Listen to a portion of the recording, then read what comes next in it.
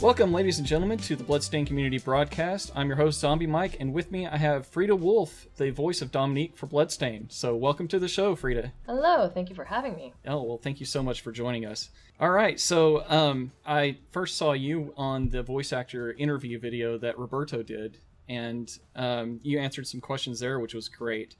And after I saw that, I was wondering if you wanted to be on the show, so I was checking out some of your videos and stuff to see if you had done anything like that before.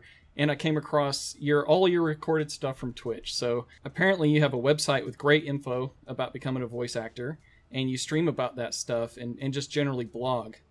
So I work in a cube all day, so I have nothing better to listen to than, all that great stuff. So while I was at work, I was listening, and I noticed some pretty cool stuff on your vlogs. One of the first things, oddly enough, was that you have no bicuspids. They removed some of your teeth as a child just for the hell of it, huh? So it just, I thought I like to lead with authenticity first. I'm definitely not one of those actors or people. I mean, this is very much like a modern internet culture thing, right? Where a lot of people will just straight up curate their personality, their online persona, and like what they choose to reveal about themselves, and like keep their Instagram fresh, and it's like only the highlight reel, and that seems like a lot of work. I play pretend for a living, and if no one's paying me, I'm not really motivated to do it. So I just try to lead with like who I am, where I'm at, what's on my mind. And that particular vlog that you're referring to, I just gotten back from the dentist, so I was like, well, this is on my brain, so I feel like venting about it. I'm turning special guest, by the way, by my fat cat Hoggle, who has too many nipples to mention. Yes, hello Hoggle. Everyone knows who you are now. I'm gonna be 36 this year, so I'm in sort of like, I keep thinking of it as my age of reclamation, where I'm trying to, make reparations with myself for things that were done to me or whatever, where I'm like, you know what, I'm an adult now. I have money. What can I do to fix these things to make myself better? And one thing that I've like progressively gotten pissed about, because I notice it more now, is this is just like a common thing, but the repercussions are horrific. And it's still going on. They being orthodontists, just as a matter of routine for really no rhyme or reason, will take up bicuspids are the very first set of molars in your teeth going front to back.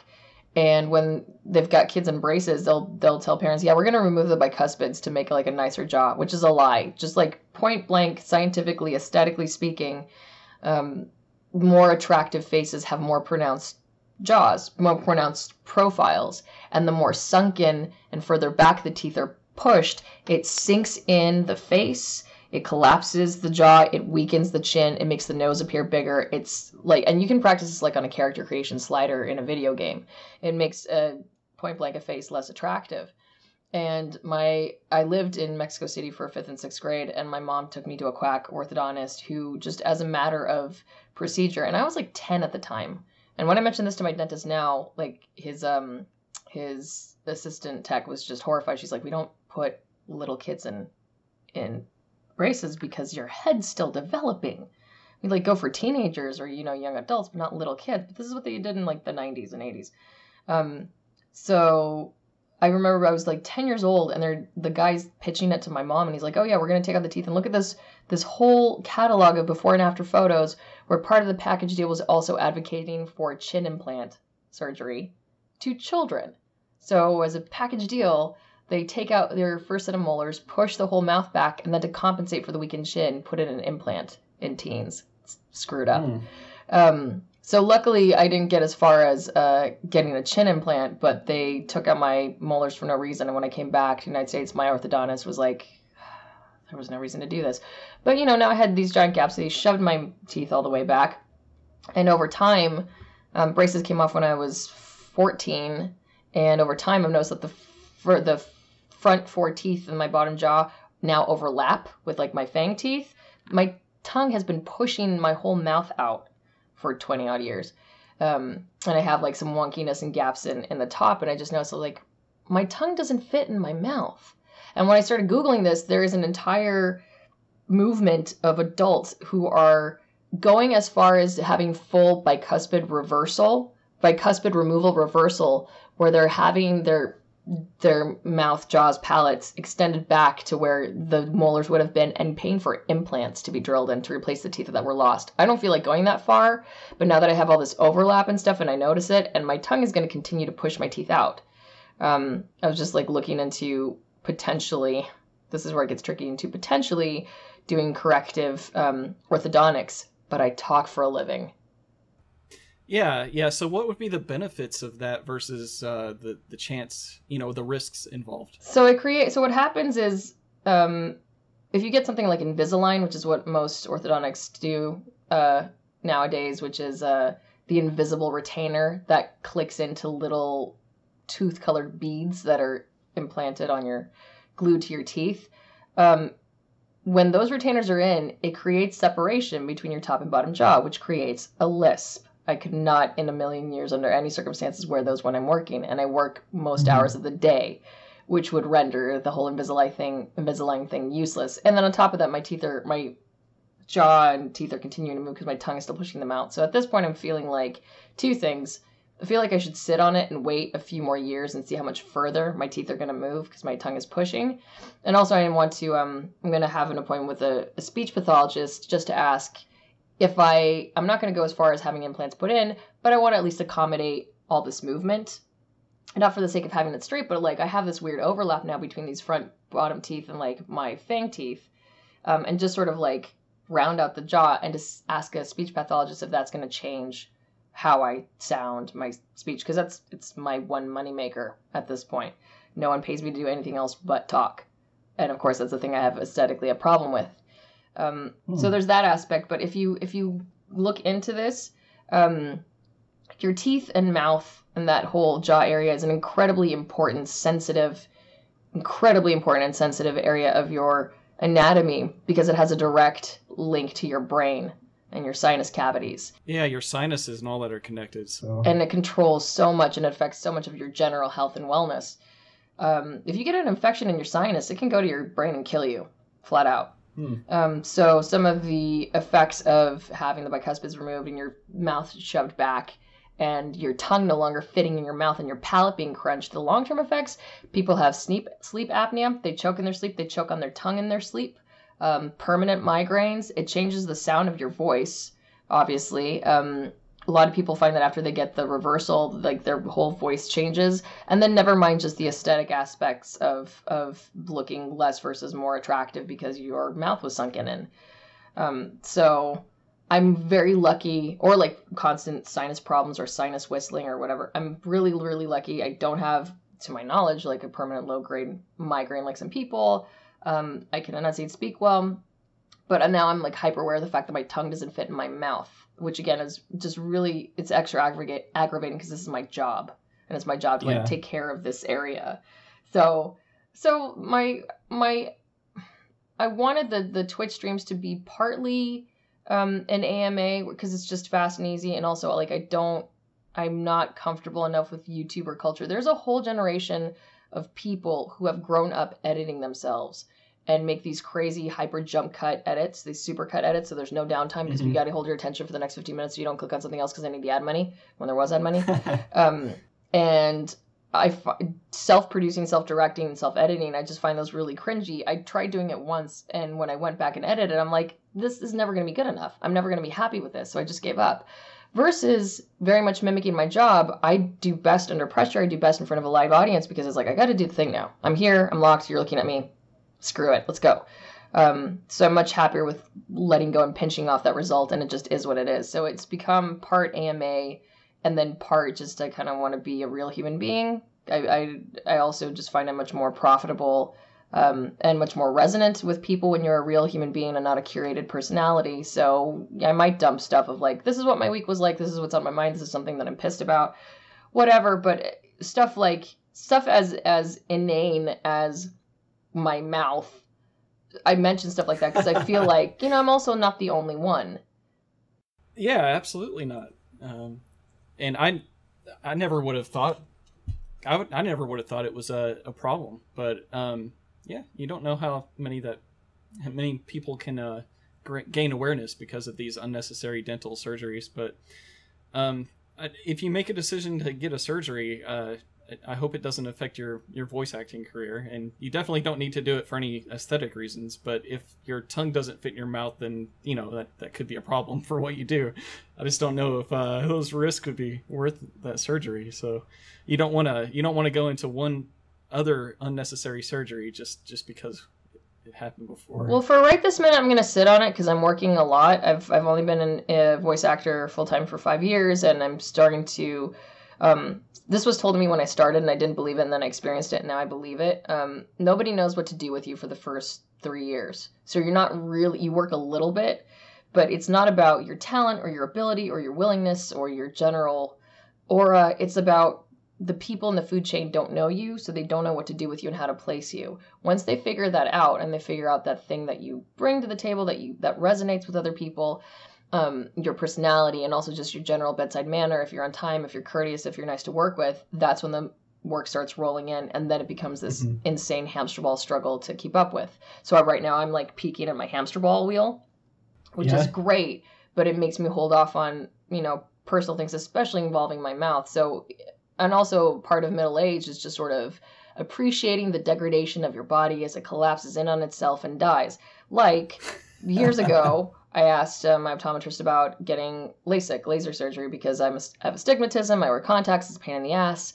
And just first thing out of my mouth, he's like, wait till you're after 40. Because at 40, magically, all of your organs take this giant nosedive. This is when your body starts falling apart. And your eyesight takes a dramatic downturn shift after 40. And what happens is people who get LASIK before 40 end up having to have a whole series of touch-up surgeries because they went too soon. And then after 40, he was like, phew, and they basically have to start over. So he's just like, put up with it after 40. After 40, it's worth it. Before 40, not so much. So I'm sort of, I'm finally in the phase of, again, between like my age of reclamation, but also like, how can I make this meat package that carries my brain around, a little more survivable and a little more comfortable? Because when I was in game dev, I was much more, and also because I was younger, I was much more willing to abuse myself and, not sleep, not take care of myself, not eat properly, not exercise, because I'm working on games, as so many people do in creative industries. But now that I'm a bit older and I'm in a second marriage, I just sort of want to be happy and healthy because I'm going to die anyway. So anyway, so that's what that's about. And in the meantime, I get to do cool shit like Bloodstained. See how I loop that around? Oh, yeah. It's a nice segue, but I'm going to bring us back because I'm going to be 39 this year, just like next month. So I understand, getting older, but I would have never guessed that you were like anywhere close to my age. But it's you mentioned earlier about the generation of vlogging and all that kind of stuff. It's really weird because I think, I don't know when the technical cutoff for being a millennial is, but it's supposed to be, I think it's like 1979. That's the year I was born. So yeah, we're late term millennials technically. Yeah, I don't feel like a millennial because when I think millennial, I think this person had the internet while they were in, school and stuff, and I had the best of both worlds because I got it like. Generation Z/I generation are the kids that are in high school now that have only ever known the internet, have only ever been plugged in, which I can't even imagine what that's like. Like we thought it was a big deal. Like we remember when we had landlines and answering machines, corded phones. Yeah, the advent of cell phones and just everyone having a personal computer. But imagine not remembering what it was like before the internet. And that's a whole other. I rant about this a lot. I've learned, thanks to Andromeda, I've learned not to engage with the internet or talk to anyone, and that my opinions are not important because they're going to end up being reused on goddamn blog posts and, news articles, and it's not worth it. I don't care. But in this instance, I definitely have a lot of, I'm very much, I'm simultaneously obsessed with cyberpunk and sci-fi and where tech is going, and at the same time am terrified about what it's doing to humanity, which any good futurist is constantly trying to balance out, right? And being like, it's so great that we have all this stuff, but also the singularity will destroy us. That's coming. It's super exciting. Can't win, guys. Yeah. Humanity will eat itself. Yeah, I love imagining how, it's just technology has exploded in my lifetime. It's just going to be crazy to see how it further progresses from here on out. It's only going to get faster and faster, and next thing you know, we'll all be integrated with machines or something crazy. Or Terminators will will destroy us all. Imagine the generation that only ever knows everyone's personal chip implant and AR contact lens. Like, there never was a time before that. Before, like, the government was taking your biometrics by every second. Yeah. So fun. I hope I'm dead by then. Anyway. Well, despite your want to kind of connect with your fans, but yet not feed the game news networks and all that stuff, I'm really glad that you do your vlog, because that's a really cool way to connect with your fans. So I think that's also me being in control, right? Like, I can't, if you want to take quotes out of context, you still have to refer back to the original source. The people will cut up whatever they want to make you sound how they want to, even from your own personal vlogs, but it's still, I think, worth it enough just to be able to connect with your fans and stuff. I mean, I don't know how much of a fan following you have, but the Bloodstained fans are definitely interested in, hearing about your characters and knowing more about you. So I appreciate your vlogs and saving that stuff out to YouTube and stuff. I think it's cool to connect with famous people like that. So after my experience with Andromeda, this is what I've learned. When fans are nice, they're amazing. They're amazing, and they're nice as hell. And my husband's always like, "They're good fans, Fryda." Like, I'm talking about We Rate Dogs. Yeah, they're good fans, Joe. And when they're horrible, they're miserable. But also, it's because of the very simple human problem of, like, they've got personal problems, and they're taking it out on a quick hit of being crappy and abusive and mean because they're having a hard time in real life. So I certainly have, some empathy and compassion for that, but also zero tolerance. So I've learned to not engage.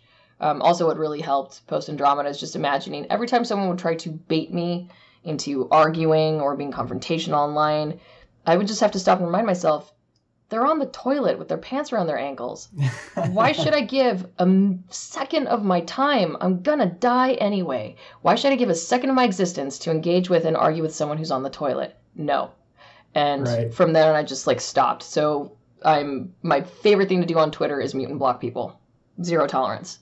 And that makes for a much happier existence. My ideal world, I have no social media. I'm completely disconnected. But this is my now happy medium where I feel like fans and the community and press get what they want because they can still get a piece of me, but it's on my terms. Mm-hmm.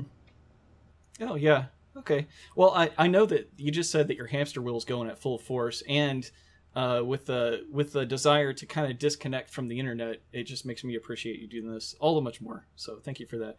You mentioned your husband, and on your vlogs, you said he's a Scottish metal guitarist. What is he all about? He's a hot little Scottish mess. So Joe sits behind me. Joe does what I used to do. So I was in games for 12 years. I started when I was 18, and so it was pretty much my entire adult career existence world up until 30 when I switched over to VO.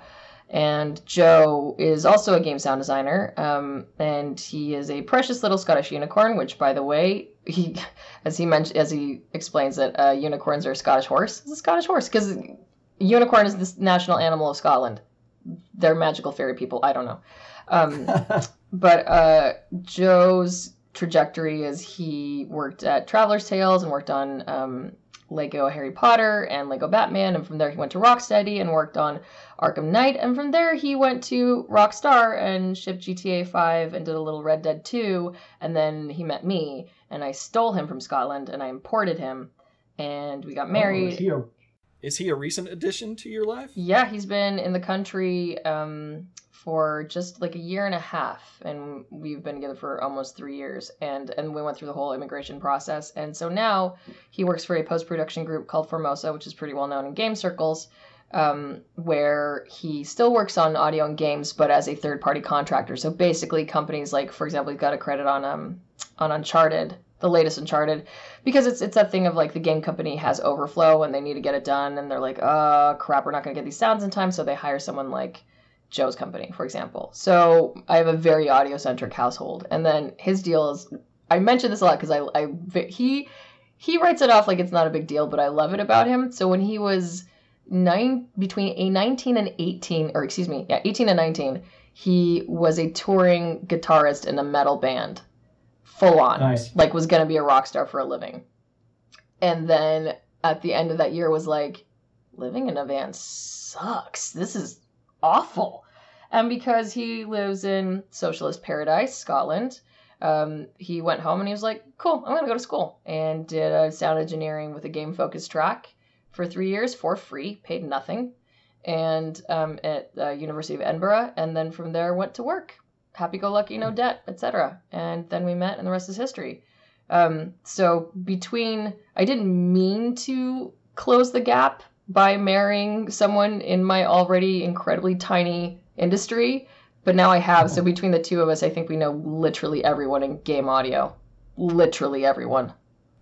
Nice. Well, there's many awesome people out there to know. So when you say he does sound design, or what does he do sound-wise exactly? I see some guitars in the background of your... God, yeah. One of them's mine, but like the joke is like that's my piano and my guitar, but he plays it because, you know, musicians. And there's always more guitars.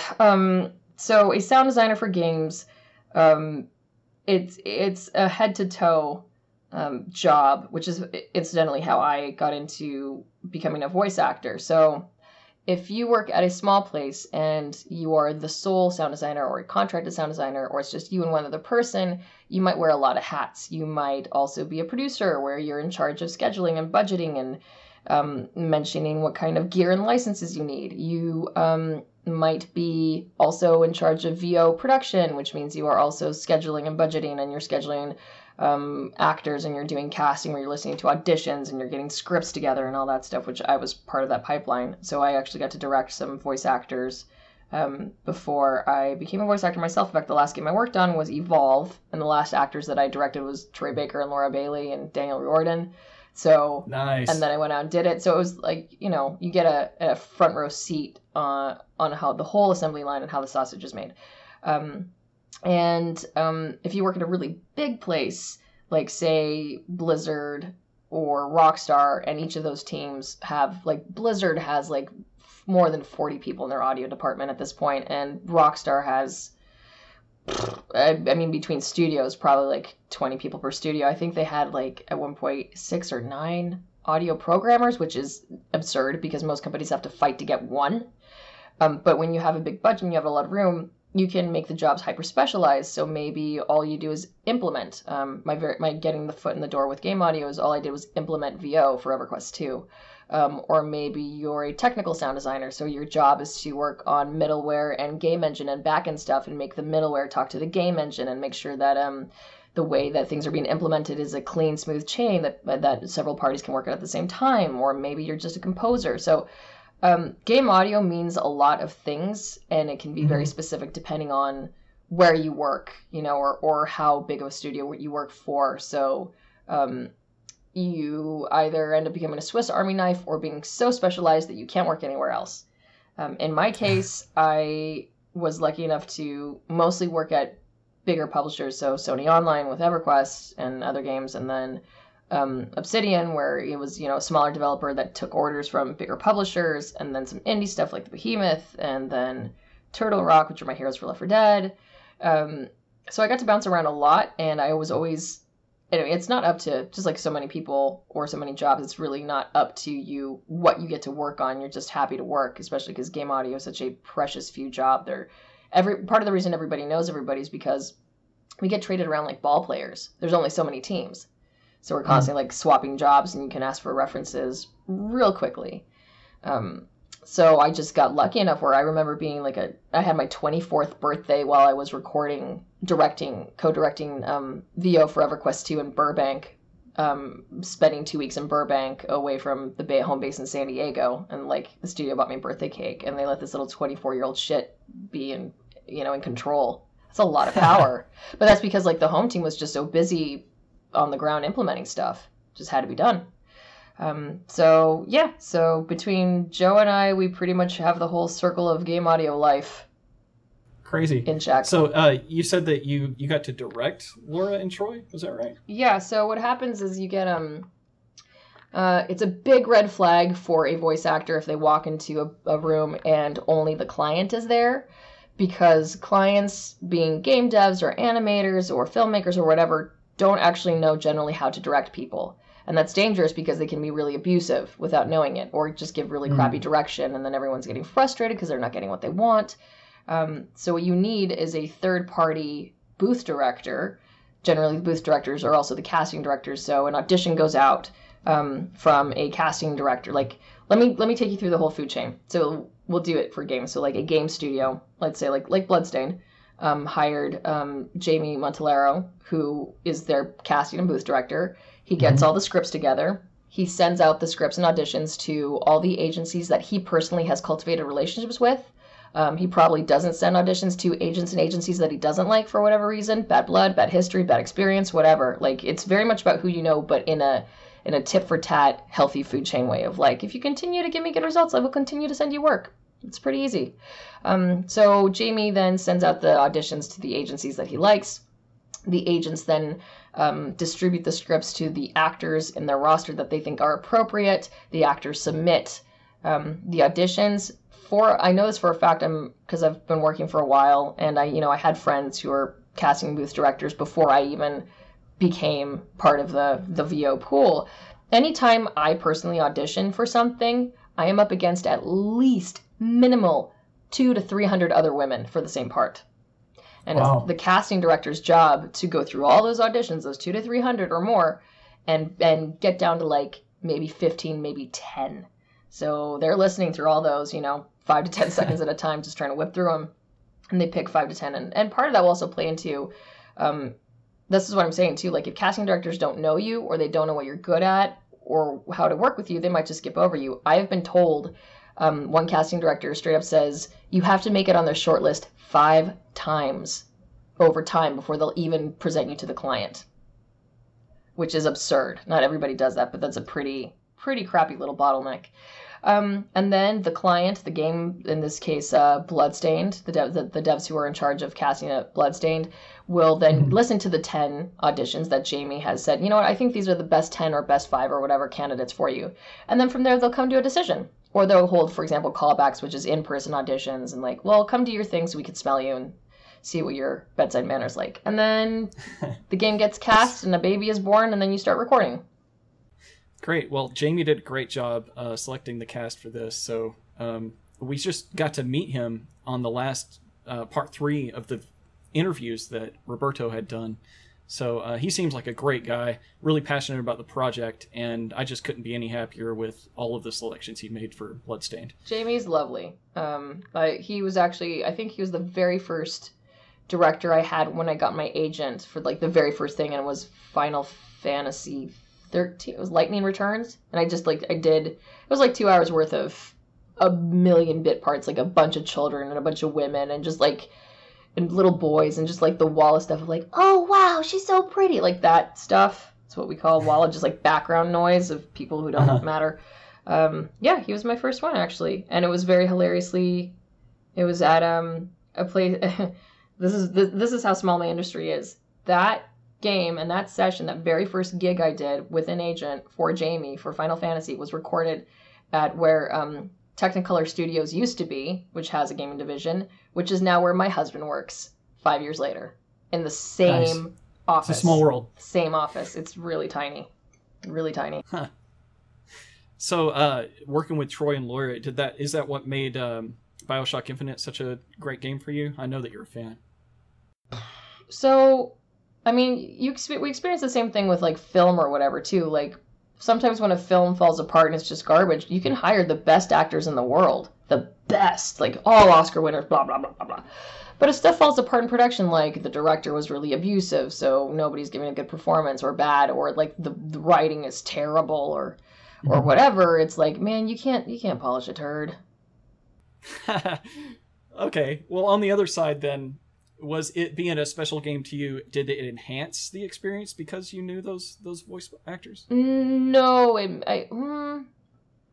because it's a little different. I think because they're both such good actors, and I aspire to get to their level in terms of when I was playing the game, I wasn't like, oh wow, Troy's really kicking my ass. No, it was Booker. Like, I believed it was Booker. I wasn't, I didn't keep reminding, or he at least didn't keep reminding me, I'm Troy. He wasn't beating me over the head with I'm Troy. Well, that's great. I'm glad you can still enjoy the sausage even though you know how it's made. That's awesome. Yeah, so when I get mad about the sausage, it's flaws like, but again, other things fall apart in production, and I can forgive that because I understand things that can go wrong, like when characters are recorded separately, or the director didn't do, like Jamie for Bloodstain, for example, was gracious and did the right thing, where if you don't have, like, we all recorded independently, right? And if you don't have the other half of the conversation recorded, the least the director can do is read with you.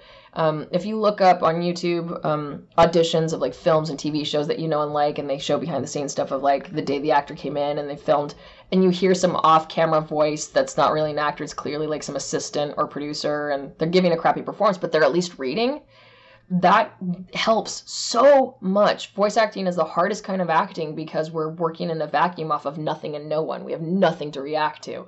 We're pretending the whole world and the whole conversation and everything's there. So at least when the director reads with you, you can talk to them because they're the person that you're talking to in the same. So Jamie was at least, smart and kind enough to do that for Bloodstain. So for example, like you can hear when that didn't happen in production because they go home and they cobble these half-assed conversations together of people. It's like hearing, Siri and Alexa arguing with each other, right? It's like disconnected. They're not talking to each other. It's not human. And your brain is smart enough to parse that out and be like, that doesn't sound right.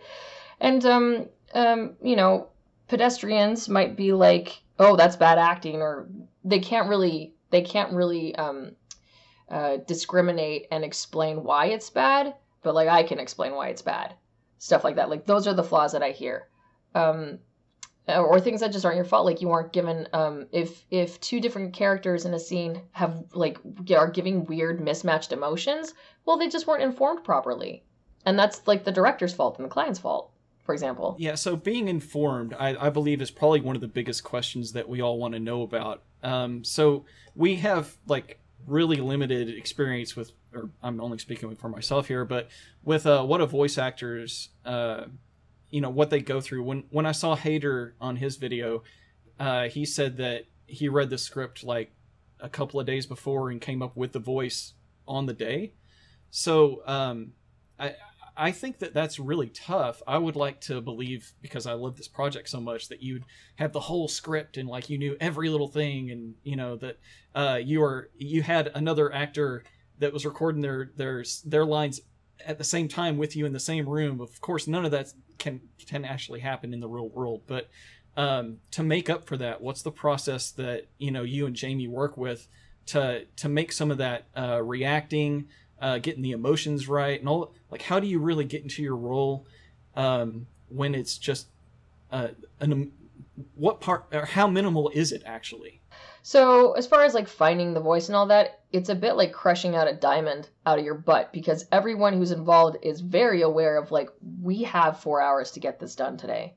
We can't spend like 30 minutes wanking about like, oh, do this, because we're wasting time. And if we run out of time, we have to book another session. That's more money and it doesn't look good. So a really good actor and director like understand that. And we're all sort of like, I always feel like a thoroughbred racehorse where I walk in, I'm like, yeah, let's go. What do you need from me? And it's very, I like it a lot because it's very high pressure. Like, I'm one of those people who I do my best work under pressure. I'm an adrenaline junkie. I was that person who I never did the school assignment when it was assigned. I would do it the night before, but it would like, be an amazing work and nobody knew, but I felt good about it. And it's a whole adrenaline junkie cycle. So the second I get in the booth, I'm like, I know we got to get rolling. So let's punch this out. Let's get this done.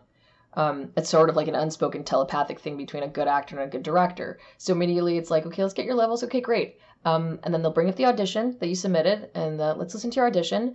And then we'll talk about it, think about it. Maybe the client in the booth will talk to the booth director about it a little bit. And they're like, Fryda, can you try this? And I'll try this. And they're like, can you do a little more this direction? Okay. Oh, that's great. Oh, great. How about, can you just soften it up a little bit? Great. Lock it in. Let's go. And that, depending on how much time you've got, if they factored into the schedule, great. But if the session is like, this is a 4-hour session to do VO, but also we have to find the voice, we already know like we're losing time here. So like in my instance, it was very much like that for Dominique with Jamie, of like, all right, we got to go. So here's the audition, listen to it. Great. Can you give me a few lines, Fryda, but a little bit more, like in Dominique's specifically case, she's very sweet. She works for the church. She would just bend over backwards to do anything for you. And it's that kind of information. Like one of the reasons I do the vlogs and I try to reach out for VO aspiring voice actor education is like, this isn't like a really secret sauce, and it's a lot of common sense stuff that you kind of need to have beaten over the head with. Being a voice actor is not about doing voices or making sound. It's about acting. And the magical thing that happens is that when you're informed on the story and you're formed on your character and you're given the whole story and you really understand it, it magically comes out of your mouth the right way. If you don't have all those pieces in place and you don't know, it comes out the wrong way and it sounds weird and everyone's uncomfortable about it. So a good director and a good client will inform the director, and the director will inform the actor. And a good director will take the knee and take the hit and realize, oh, if this is sounding terrible, it's because I failed to communicate something. I see. So they have all of this in their mind about the conversations that are going on, and they're getting you to match the tones in their mind and the emotions there, huh? But without, like, you can't say, like, more angry, because everyone expresses anger differently, for example. That doesn't really work. So a good director will, like Kevin McMullen, who's a good buddy, he actually directed me on State of Decay 2, which is coming out sometime this year, I think. I call it the McMullen special, where instead of, again, giving something crappy like happy or angry, he would be like, Fryda, this is more like a business transaction. You're selling something. Great, that's really specific. Or like, this is someone who insulted your mother. Like, very specific situational stuff, but it puts me in a headspace rather than dictating an emotion that doesn't make sense because everybody expresses emotion differently. Like, I did a lot of training with Richard Horvitz, who's the voice of Invader Zim, and his go-to example would be, like, grief. Like, everybody expresses grief differently. And he's like, when I'm grieving, I'm mad. I'm not sad and weepy. He's like, I'm mad, and, like, you just set me off like this. So it's not useful to lead with what you think is an emotional scale because people are different, and you should be able to you should be trusted as an actor and just as a human being to express your emotions based on the situation and what's happening to you. But if you don't know what's happening to you, it all comes out wrong at your mouth and people say you're a crappy actor and it's a bad game. So listening to your vlogs, you have a home recording studio and you actually do some prep work for some of your roles beforehand. Is that right? So you can see my booth behind me. No one else can see because they will not have eyeballs. But yeah, so I invested in myself. I bought myself this vocal booth. There's a bunch of places online. Whisperroom.com, vocalbooth.com. Studio Bricks is really, really popular. Studio Bricks, I think, is the future, and I kind of wish I had one. They're like giant puzzle pieces that you don't need any power tools for. My booth weighs 1,700 pounds, is 4x6, and requires at least 2 strong, powerful contractors with biceps and power tools to put together and take apart. It's a bitch to move, full on. Wow. Versus Studio Bricks, they're like giant foam puzzle pieces that you just need like a mallet and, a couple of arms to put together, and they're super easy and they're just as effective. So nice. It seems like that's the future. But in any case, I bought my booth because voice acting now, it used to be, I'm very lucky that I missed this generation because I would have hated it. You used to have to go into your agency every day and like wait in line and be booth directed by the in-house director and submit like that, versus now we get emails. The hamster wheel life cycle is we get however many emails every day, and we audition and submit our MP3s back via email, and you can't wait for like the baby, the dog, the lawnmower, the helicopter, the neighbor. Like, no, you gotta go. You gotta get it done. Yeah. I know some people who are it's abusive because it doesn't work long term, who will like wait till 2 a.m. because it's finally quiet, but meanwhile your neighbors are listening to you scream grenade. It's stupid. Nice. And some people will, for example, like a closet is a good place to record because it's already pre-dampened. You got all the clothes that are stopping your vocals from like creating weird echo reverbs and things. But like I know a guy who was like, yeah, I just like go in my closet and I get on my knees and record. And I'm like, you're on your knees? That's not cool because everything, like, your discomfort is going to bleed into your read. It will affect it, right? Yeah. And that's not comfortable. So if you're going to do voice acting, you owe it to yourself to get some kind of booth. And it doesn't have to be as big as mine, like a 4x6. I just wanted like wiggling room, but like a 4x4 little coffin will work just as well. And what's happened for me personally is because I have a booth, I have a number of clients that either will direct me over Skype or expect me to self-direct. So I've been doing promos for Sundance for a couple of years. I just started doing some promos for Lifetime and A&E. And those are like roll out of bed bookings where like they come out of New York and I'm in Los Angeles. So I roll out of bed and there's emails starting at 6 a.m. Hey, Fryda, when can you record? Can you record now? Because TV and commercials and promo, they need it yesterday. They always need it yesterday. Mm-hmm. So the booth has paid itself off with the amount of work that I've gotten just recording from home. Most voice actors don't have a full-on setup at home. It's expensive. And not everyone wants to be on the leash for promos. I don't mind it. It's paid off my booth. Yeah, so you do all of your auditions and a lot of your recording from there? Because I know for Bloodstained you went into, like a studio, which I guess is Rocket Sound's studio? Yeah. Which is incidentally, weirdly, literally next door to my gym where I do kickboxing, which is really funny.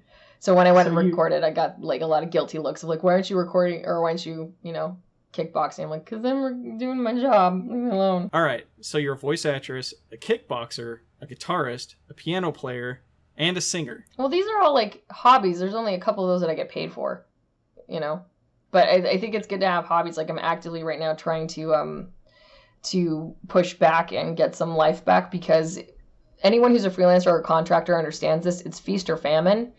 But the problem with that is that you are also the only person who can say no to work. You are the only person who can give yourself days off and vacation, and that's really dangerous. Because you can get addicted to the work and you're like, oh, I gotta do this. I gotta make hay while the sun shines. And then, you wake up with like health problems and stress and divorces and crap.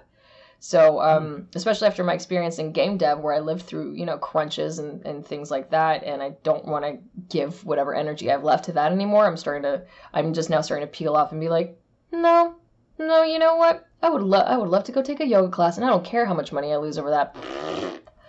Because your general wellness and happiness isn't worth sacrificing. Not long term. No, absolutely not. So, do you feel like your yoga and your kickboxing help out with like mocap? I know you've done a little bit of mocap before. 1,000%. Well, because so the microphone picks up everything. It records everything. Not what's coming out your brain, not what's coming out your mouth, but what's coming out your body and brain. If you don't feel good, it's going to be recorded. If you're going through a hard emotional time, it will be recorded. If you're feeling physically ill, it will be recorded. You can't really compartmentalize what you're going through emotionally, physically from your acting. And if you're a good actor, you're authentically feeling those feelings, right? It's coming from a real place. Yeah. So if you don't feel good, everybody's going to know. And that sucks because it taints the waters for you. It taints the casting directors for you. They'll be like, oh, she sounds like she's going through something. Ugh, put that aside. And it'll cost you. So, and I had to learn that the hard way. When I started doing VO, I was a stupid masochistic idiot, and I would do stuff like, because I was hungry, and I'm like, I need to do every audition. I would be up till 2, 3, 4 in the morning. But what does that mean? That means I sound tired and dried up and no energy, and I'm putting my name on these auditions, and now these people are going to think that that's what I sound like. And the reality is, if I book any of those, I'm not going to be doing that at 2, 3, 4 in the morning. So, and tired and bleary-eyed. So why am I submitting myself sounding like ass? I'm only hurting myself. So there is such a thing as diminishing returns. You have to put yourself first, because you start making mistakes, and then also, and it's worse. Like in game dev, when you have diminishing returns and you start making mistakes, at least you can recognize, you know what, maybe I shouldn't have been programming at 2 in the morning and then breaking the game for everybody when they came in. And in my case, it's like, I'm only hurting myself, but I'm hurting myself with a long-term ripple effect. Like, I'm not going to bounce back if I submit a really crappy audition. That's going to be in somebody's mind for a long time, and they're going to put me in a new category that I don't want to be in. So that's why now 5 years in, I'm like, I should take care of myself. There's only one me, and no one's going to be a bigger, better advocate for you than you. And that's really, really important to remember in freelance, because otherwise you let yourself get snowed in, and it's self-abuse ultimately for money, which is not worth it long term. Absolutely not. So what was it, a game you mocapped for, or what was it? So I did performance capture. So motion capture is when you wear the suit and the balls, and they take your movement and then render it into an animated character in a film, in a game, and an animation. And then I did performance capture, which is where you are wearing the suit with the balls and they render your movements, but also I was wearing a camera rig, so I was recording all my face meets moving it around, and also I was mic'd up, so they were simultaneously recording my VO, so it'll be my whole body performance, face, my farts, everything. It's for a game. It's not announced yet, but I keep apologizing in advance, and I don't think anyone's mad at me yet, but it's because I'm sort of like uncomfortable with it. I'll get over it. Never. This is gonna be my first year at E3 where I'm a show pony, and I'm doing media training, and I have to, learn to softball questions from press and all this crap. Like I've done E3 before as a game developer, and I can talk shop all day and demo, but not as like. For me, it's just really funny because it's like this. You want this face, body, mouth to sell your product. You think it's gonna help? Okay. So I'm going through that phase now. So it'll be, so in E3 in June, there's some announcements, and here's Fryda talking. I'm preemptively annoyed by it. We'll see if everyone else is too. I keep calling it's like my Troy Baker moment. The thing you have to understand is, and I didn't quite get this until I was on this side of the assembly line, when suddenly Michael Cera is in every movie, that wasn't Michael Cera's plan. Like we all do these jobs whenever we do them and they're in production, and when they come out is out of our control.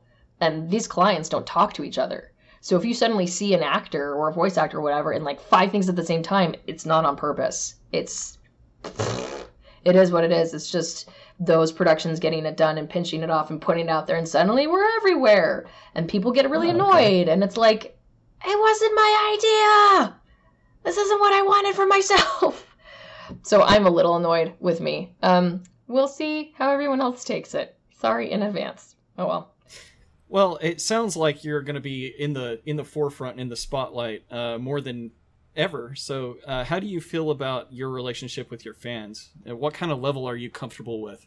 Well, I'm learning the healthy distance, like I said. As far as I learned the hard way, which is my favorite way, is whatever is most difficult and annoying and painful.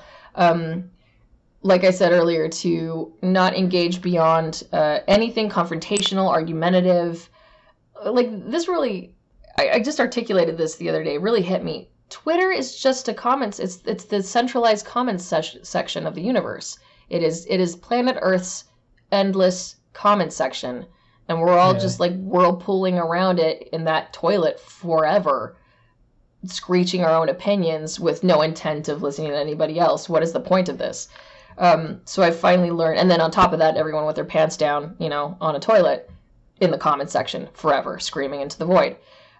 So I finally realized... Right, but I'm not talking about those people. I'm talking about your fans. Fans aren't going to treat you that way. Fans are going to appreciate you for what you do. Well, I mean, I meant like in a bigger sense, all of us have our pants around our ankles and are screaming into the void and stuck in the comment section. So the thing is, like, those are also fans. Like, fans... To be a fan is to be fanatical, and to be fanatical is to be really passionate. And if you really believe in something even if you want good things for it, regardless if you're a fan who wants to see something fail so you can take a shit on it, or if you are a fan because you want to see something be amazing because you love it so much, you're going to be loud and fanatical. And that, on the receiving end of that, is really intense. It's really intense. And I mean, I've had people like come to me on the internet telling me to fix the game or the movie or to make things accessible, and it's like, so you have to create like this kind of safety barrier in terms of what you take on personally, of like, this is my problem to fix, this is not my problem to fix. I did my first convention last year as a voice actor at Geek Girl Con in Seattle, and it was lovely because I was the least famous person there and the least big a deal, which I love because I could have people come up to my table and hang out for 10 minutes and have a conversation and give a hug and show me pictures of their kids and take a photo and sign it out. And like, it was chill. I really, really like a real chill, relaxed interaction versus like the folks of Critical Role. I saw poor Mercer trying to deal with someone who's like, my son and I were in line for 12 hours and they shut down the line, do something. And Matt's like, I'm so sorry. I'll do what I can. It's on the convention. Like, how is he supposed to it's like, fix your game. Yeah, it's not his fault. Right. But again, it's not because like fans are bad people. They're just really intense and they just so badly, just let me love you. Just let me love you. I'm learning how to mitigate that because I'm a fan. I went to Comic Cons. Like, I started my games career in San Diego, so obviously I started going to San Diego Comic Con in 2001. I've stood in line for autographs. I've met people. I've been shut out of lines, whatever. So I have all that in my head. So I'm actually about to do my second convention in Baltimore at the end of April. It's Universal Fan Con. And again, I am the least famous person there, which I love, which means that like the 5 people that I talk to or whatever, I'll have time to give to them and they won't be pissed off because they're standing in line. And I kind of actively don't want to get famous for a lot of reasons, and I don't want to be a big deal for a lot of reasons. It's just a lot of work, and it's a lot of angry people, and it's a lot of thanklessness, and I would much rather show up and hang out. And for as long as I can maintain that, I will soak that up. It's just like, let's just hang out. Let's just be, what's up? What do you do? Oh, it's so nice to meet you. Oh, hello. Or your little kid cosplays. Like, that's nice.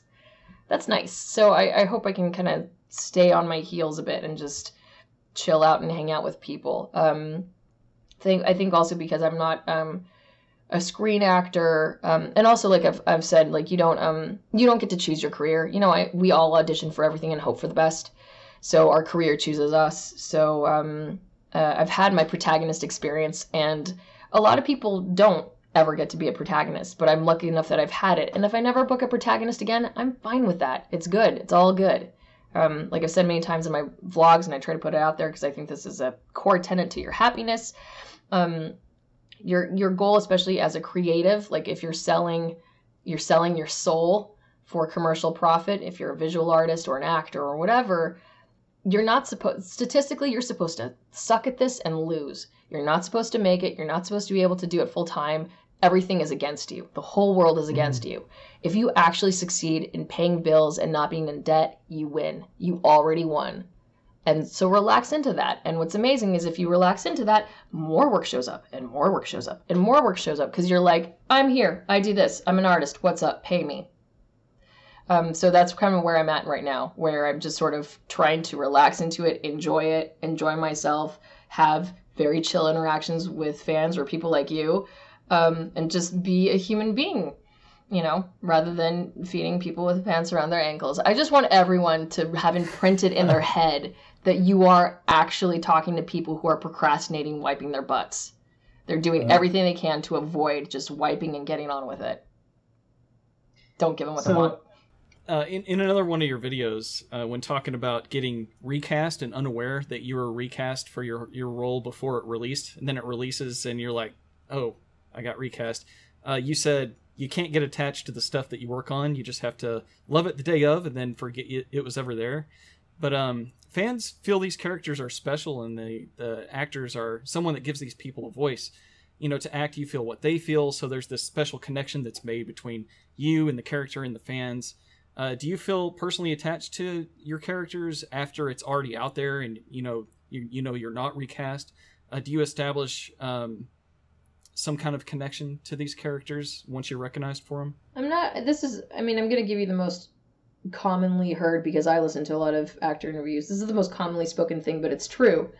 You're always sad when it's over. One, the paychecks stop. But also you're sad because you enjoyed living in that space, in that world. You're given this whole universe and relationship to work into and live in, and you get to escape your own life for a little bit, and that's wonderful. But once you release something into the world, whether it's a character or a game or a painting, it's not yours anymore. It doesn't belong to you. You can't tell other people how to process and enjoy and digest it. It's now art that belongs to the world. So I let go because other people are going to digest and interpret on their terms. It's sort of like saying, like, you can't be an easy, perfect example is like if you're a songwriter and you're a recording artist and you put out your song, and if you're like really, really firm on like, this is what the song is about, you kind of ruin it and you shit on all your fans because everybody's going to adopt your lyrics, which are probably very personal about something you may or may not talk about, and apply it to their own life. And that resonance where you apply someone else's expression to your own life is what makes people even care about art in the first place. And you have to give people that room. Let them into what you made. Let them live in your space and adopt it for themselves and claim it as their own and run with it. Otherwise, you're kind of an ass. Full on. Right, yeah. But when someone loves Jean-Luc Picard and then they get to meet Patrick Stewart, like, I wonder what it's like to have that relationship with the fans, to be like, is how important does he understand how much they love the character that he's portrayed? Because really they're kind of the same. There's an overlap of who they are and who the character is. So that fandom isn't just for Jean-Luc, it's also for Patrick Stewart. I think Galaxy Quest really nailed it. I think Galaxy Quest is a diamond of writing, and I think they completely nailed the whole life cycle of you get to inhabit a world and a character, it blows up, you become resentful. I've had like something I really didn't clock that would happen. And I hope, I take notes the whole way through life and my experience, my career, of things that I do want to grow into and things that I don't want to become a repeat of other people. And like, for example, there was a composer who, when I met, I like fangirled out and I was like, I just want you to know that your work that you did on this game was really important to me. And it's one of the reasons I got into game audio, and just like, I love it so much. And like deadpan cold stare said, yeah, don't tell me that I peaked at something I did when I was 22. And he was like in his 40s, and I was like, that's not what I expected. But I understand. There's this lingering resentment that it doesn't matter what you do after. Like, but again, it's part of that letting go and letting other people experience your work, and don't take it personally. That's not your job, and it's also not your right. I don't have a right to get offended if Sarah Ryder from Andromeda is the most impactful thing I ever do in my whole career. So what? How lucky am I that I even had that opportunity to give that to people, to give my experience to other people. And if like 10, 20 years from now, people are still like, I just want you to know that what you did for Andromeda is a really big deal for me. If I spit in their faces, that makes me garbage. Because it's not my place to tell them whether they have a right to enjoy that thing I did a billion years ago. So what? So Galaxy Quest goes through that whole life cycle of like doing a thing, it resonates with a lot of people, getting angry about it because some artists, I think they're giant children, but they tantrum out because it's like they're not allowed to move on from it. But I think that's also putting first, qualitatively putting importance on what you're famous for is the most important thing in your life. I really don't care what I'm, quote, most known for, most famous for, because that doesn't play into my personal life. Right? Like, what gives me happiness in my personal life outside of work is my stupid cats and my awesome husband who cooks for me and plays guitar till it annoys me, and going to movies and kickboxing, whatever. Like, those are the things that make me happy. I can't make my whole, like, justify my existence and my happiness on the thing that made me famous or the thing that I'm known for. That is separate, and that doesn't belong to me. So Galaxy Quest takes you through them getting angry about it, and then like, I think a lot about those amazing Tim Allen, Justin Long interactions where the fans come up with stars and they're like, sir, and they're asking questions about the show. They're really invested.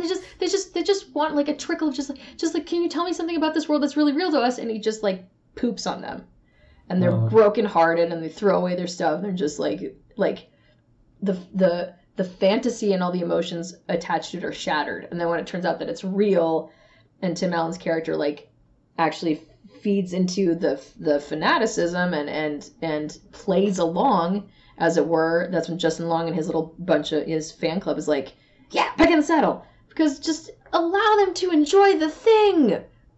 God. So I don't know. Those are things I think a lot about. I think I have like career role models, and it's not in terms of like I don't want someone else's career. I think it's much more important to measure how other people handle it and how they react to it and how they respond, because it just proliferates through other aspects of their life. And like one of my convention heroes is Jason Momoa. If you go look up Jason Momoa and you see every fan picture he has ever taken, he looks like it's the best day of his life. He is grinning ear to ear. He's so happy to be there, and it doesn't matter how like uncomfortably close people people are like wrapped around him like snakes, and he's still like he's just so stoked that is his job that day. And I think about him a lot, just of like, man, yeah, this is really cool that I get to do this for a living. So same thing going into conventions. I'm like, how lucky am I that this is my job today? It's just like hanging out with people. Mm-hmm. Yeah.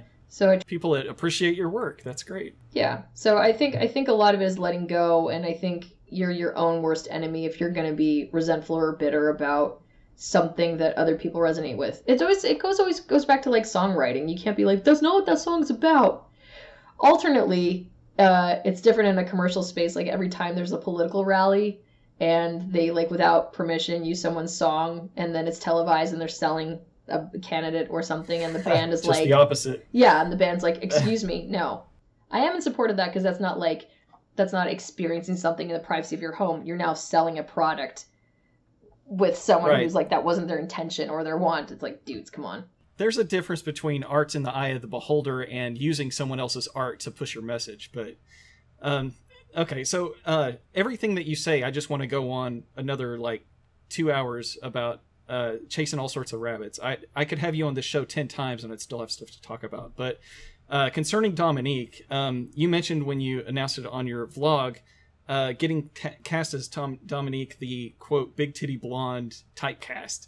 So do you fit some kind of, are you getting typecast as big titty blondes all of a sudden? Well, that was my dumb joke because I myself am quite top heavy, and and I was blonde at the time, so it just made me laugh. Like, of course I get the boobies and the blonde because I'm a walking pair of boobs with blonde hair.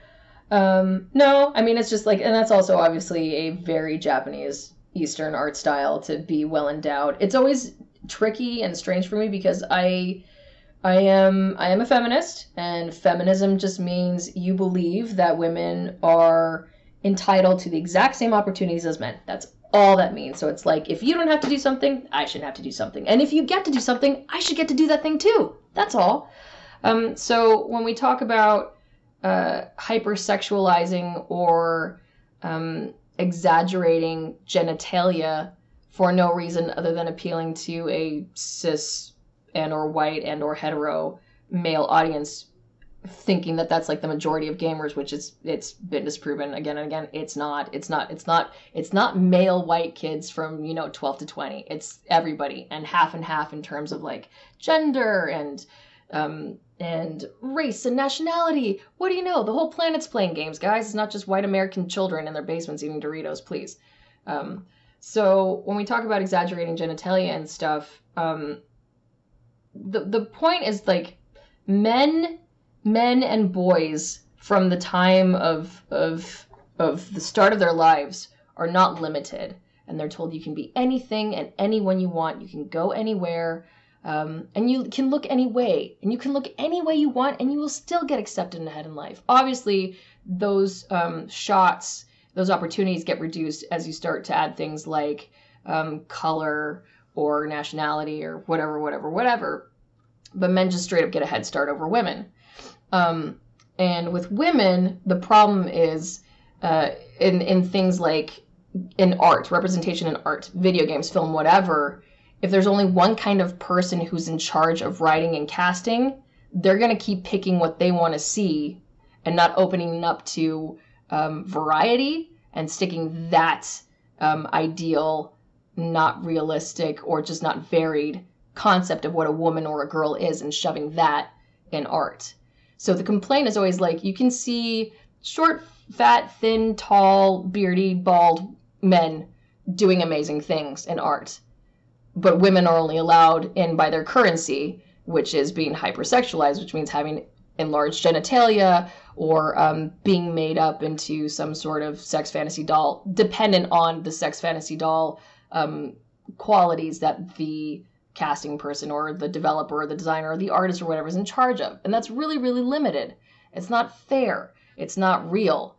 So I completely understand wanting to support male fantasies, but just like not everything on this planet can or should be a male hetero fantasy. It's so boring, and it's so limiting. But like, okay, so I'm as cis white male as I can be, old white bearded guy, but like when I play as Marcus Phoenix, I don't look anything like some beefy bioengineered soldier, but I like to be one for while I'm playing the game. Do females ever want to play some really pretty Japanese character just because they feel like I do, like there's something less in society because other people's paradigms or whatever about how people should look, so they can just step out of that and into a world where, you know, for the moment they can fit whatever fantasy that they decide to engage with, whether it be a man, a woman, a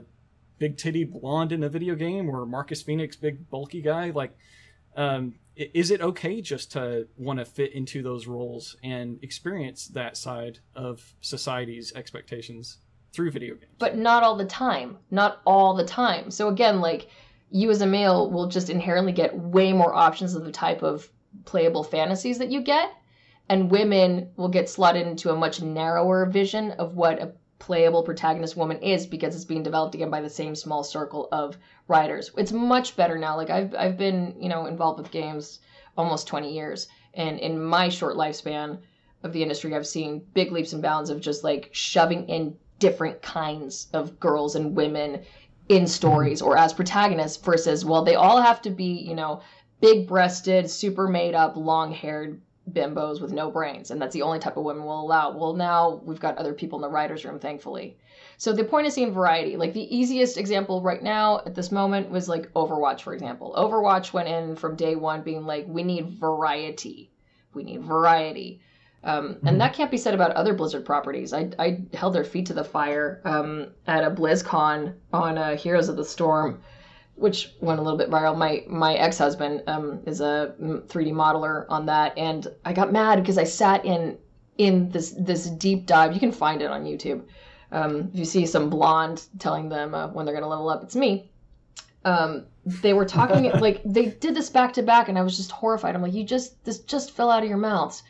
They were talking about how, when they went back to back, they talked about, like, the 3 Vikings, which is considered one playable character, but you're 3 different Vikings, and they're completely different silhouettes and shapes, sizes, colors, whatever.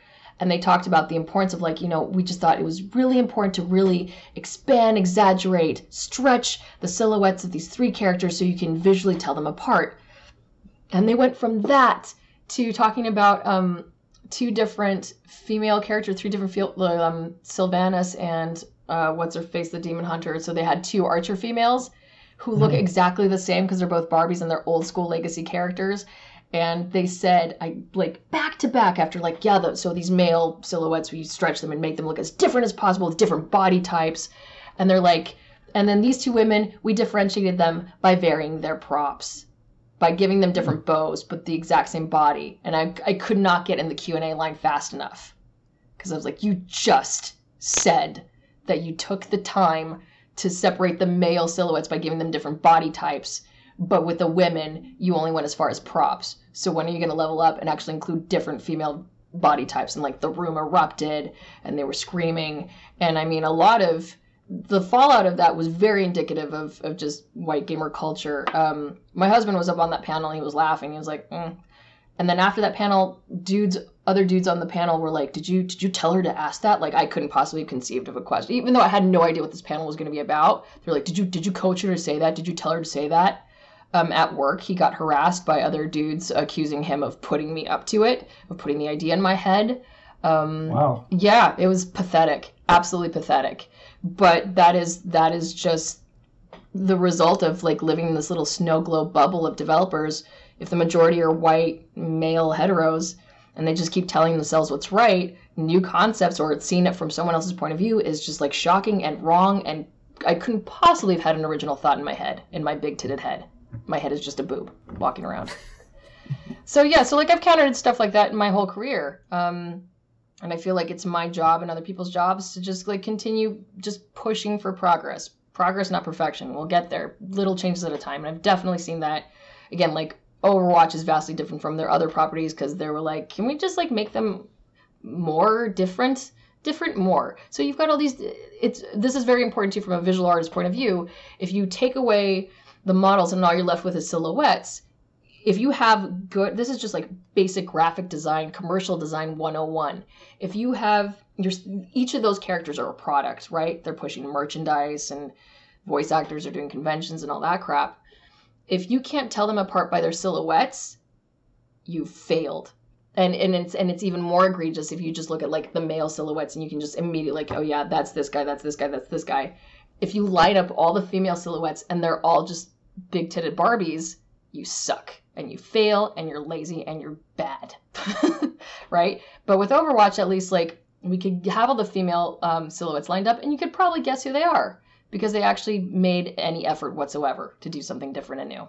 Yay. Right. So I would say, like, yes, of course, like, stepping into a fantasy world and being someone else with a different body type than you, absolutely. Like, I'm sure lots of people, and not, by the way, like, some of my best boyfriend gamer husbands in gaming only play as females, and not just because they want to stare at butts.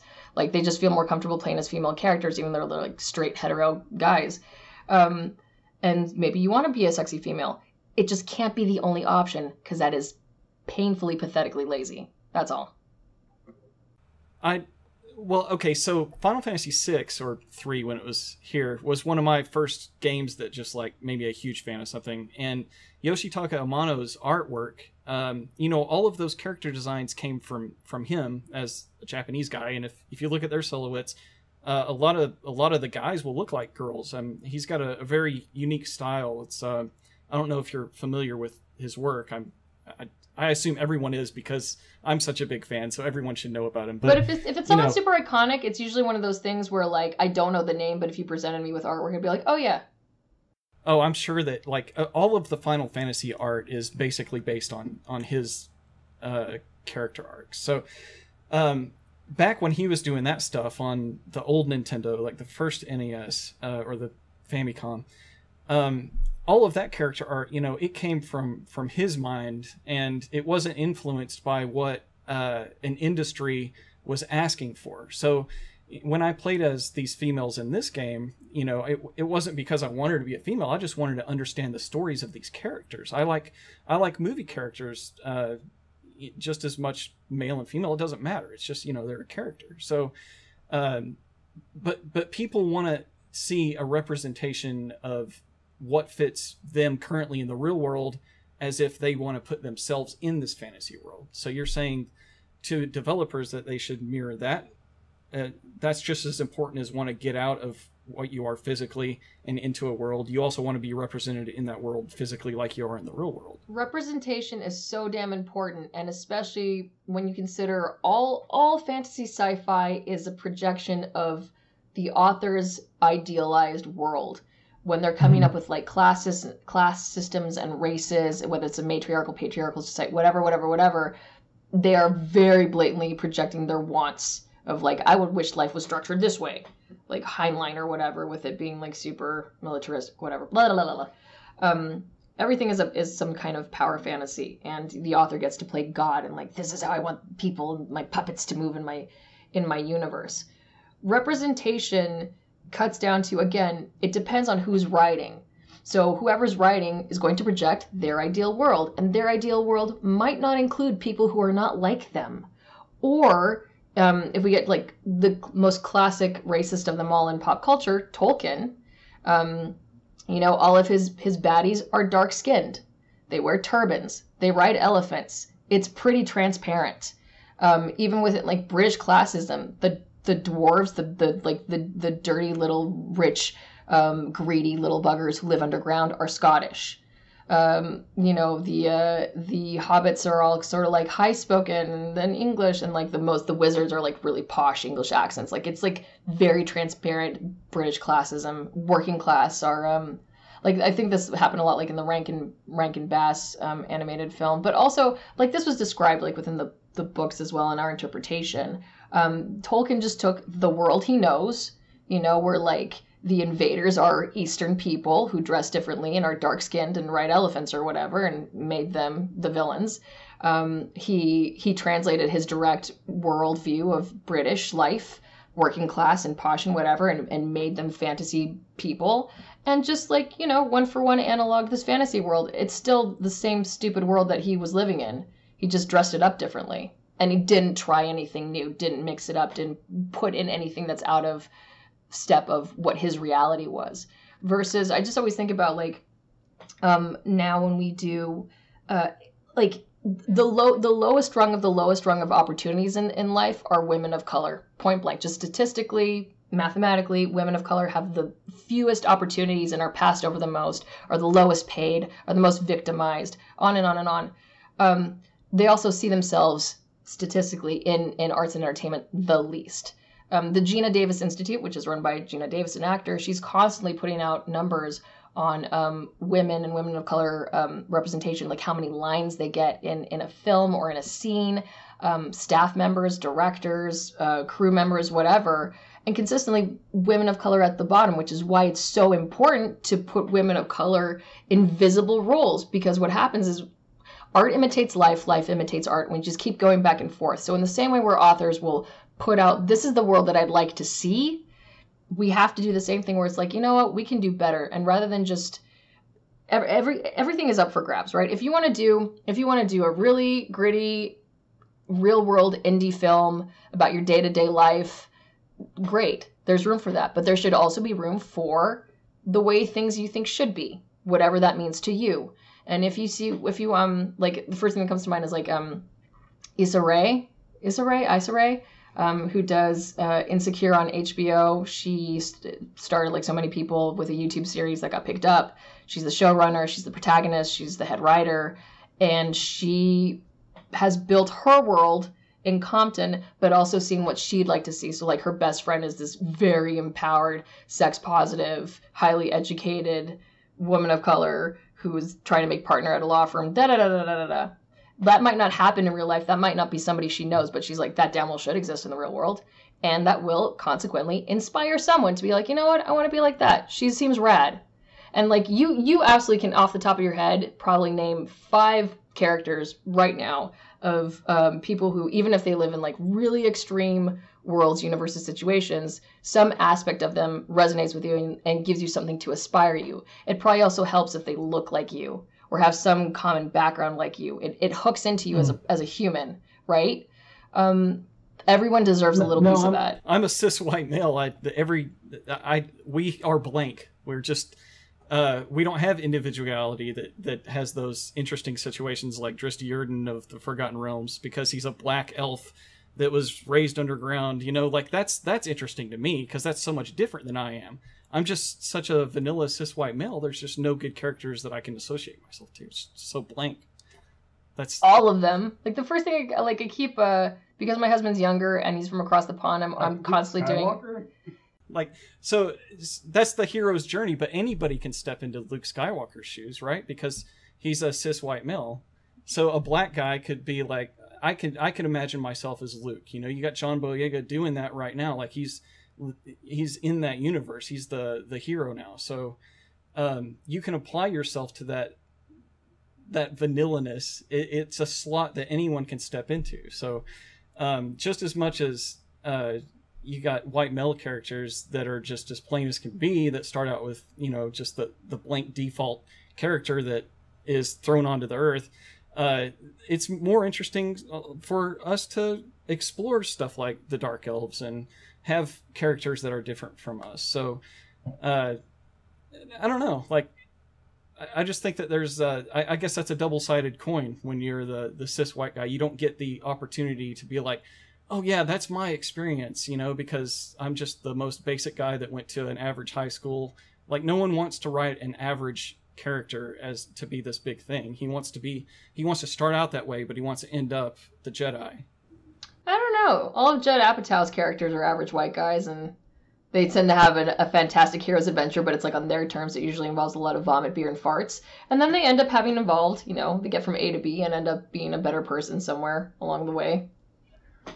I think, like, my point is, like, there should be room for everything and everyone. I mean, that's, like, I'm very honored that Universal Fan Con, that I'm going to, invited me out, because they are it's an inaugural convention. They are specifically focusing on diversity. My struggle is that nobody knows that I'm Mexican because I'm white passing and my name is very white. But I am ethnically, nationality Mexican. I have both passports. I have dual nationality. I was partly raised in Mexico. I speak fluent Mexican Spanish, all of that. So I'm able to bring that into VO where I'm not being typecast. I just have to I have to be louder that I am Mexican. Please believe about it versus, again, the people who are empowered, the writers and the casting director are, you know, unfortunately more beholden to racial profiling. They're looking for Brown. They're looking for Gonzalez. They're not looking for white-ass wolf. So it is what it is. I don't know. White-ass wolf. White-ass wolf, that's me.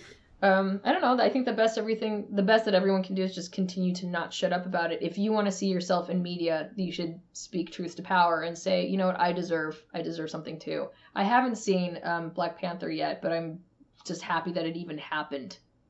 Oh, it's a great film. I'm happy that it wasn't a blaxploitation film. I'm happy that it wasn't just also like one male protagonist and he's the focus. Like it's a team, shared team story. Like all that stuff is awesome. Just more of that, please. There's more of everything. The beautiful thing about that is like I don't have to be a black male to appreciate it. Those characters work for me just because those characters' stories are interesting. So I guess what, like going back to the Final Fantasy thing, it's like all of these characters in these mediums, whether it's movies, books, or video games, I don't have to feel like I come from the same place as these people to really love those characters. Because, you know, like, just if they wanted to represent me, it just wouldn't be interesting at all. You know, I want to see a well-written character that has character growth and character arcs and stuff. And sure, their background's important, but it's the decisions they make and the interactions they have, the choices that they make that make them interesting to me, that make me want to play them or read about them. Well, you also as a cis white hetero male, you see yourself all the time, and other people don't see themselves as often. Like, I mean, I think the overwhelming review of Wonder Woman was just like women being like, there's so many women on the screen right now and they're not having sex and they're fighting. This must be what men feel in every movie where there's a walkout battle scene. It's just men being men and fighting, and like, you know, people are crying because they're having this emotional response to like seeing women do something awesome as a group, because it just happens so rarely. So part of male privilege and white male privilege particularly is like it becomes harder for y'all to believe that other people experience harassment or are minimized or whatever because it doesn't happen to you directly. So you kind of go through life with just more opportunities, more open doors, and more representation. So you don't know what it's like to not be seen, and not seeing yourself makes you feel like you are invisible and you are not seen and you are not heard and you don't matter. And that has a trickle down effect for the rest of your life. Not seeing yourself in art just goes back to how you treat yourself in life, the opportunities you give yourself, the jobs you think that you're even eligible for, the relationships you think you deserve. It has this giant trickle down effect. So I'm just happy that we're moving to more different. But in the meantime, there's nothing wrong with Dominique. She's fine. She is what she is. You know, my dumb joke was just like me making fun of myself. I mean, I had to start wearing a bra when I was 8 and shaving with 6. Puberty just hit me really hard with a stick. And it's not my choice. I did not ask to be built this way. It's just how I am. So for me, it's always, what I want to say earlier is just like, it's tricky where I understand people being enraged by characters being hypersexualized, especially just because they're female. Conversely, you know, there are women who exist with a figure 8 and giant breasts and ass and whatever, and they didn't ask to be built that way. But the point is that that's not the only type of woman. That's also not the only type of body, and that also isn't what it means to be a woman. The converse of that would be like, you know what, you're not a man unless you have an 8-inch dick. And if your dick is less than 8 inches, you are not a man. You can't even call yourself a man. I don't even want to see you. You don't exist to me. That's not really fair. And right? And a penis doesn't make a man in the same way breasts don't make a woman. It's even dumber when you get into the fact that like these are things to make babies with, and not everybody even wants to make babies. Like why are you judging people based on, he seems supple, he might make a good little litter for me? And that, like, indicates whether someone is of value. It's just dumb. Dumb. All right. Well, maybe if more people are on the writing end of these characters, then they can do it from their own perspectives. Because, like, you know, Tolkien, he set in motion an amazing world that inspired art to this day. There's so much that we wouldn't have if it wasn't for the elves and the orcs that he created, even if they came from stereotypical places that he just reskinned. If those places really did come from him in that way, then, you know, like people moved forward away from that with those stereotypes. Because even if they started there, that's not what they ended. But I'm sure he did that because even if that's what his intentions absolutely outright were, then like he's writing from his life experience. He's telling a story within himself that might mirror something in the real world. And he's bringing that experience to this art medium. So that's just because he was who he was. So if you want to see more diverse people need to be the ones creating those things. And they subsequently have to be invited into the writer's room. Right, yeah, and I'm sure that's a struggle. But like, so do you think that Overwatch's characters were made because those are what they wanted to portray, or they're just listening to the market and capitalizing just like they were before, saying, oh, people want women to look like this, so that's all they did up to this certain point, and now they say, oh, well, people want more diversity, so now they're just doing that, and they're all just doing what the industry says instead of doing what, creating stuff that's authentic to the artist. I think, well, look, at the end of the day, everybody does anything they do for money, because we all need to eat. End of.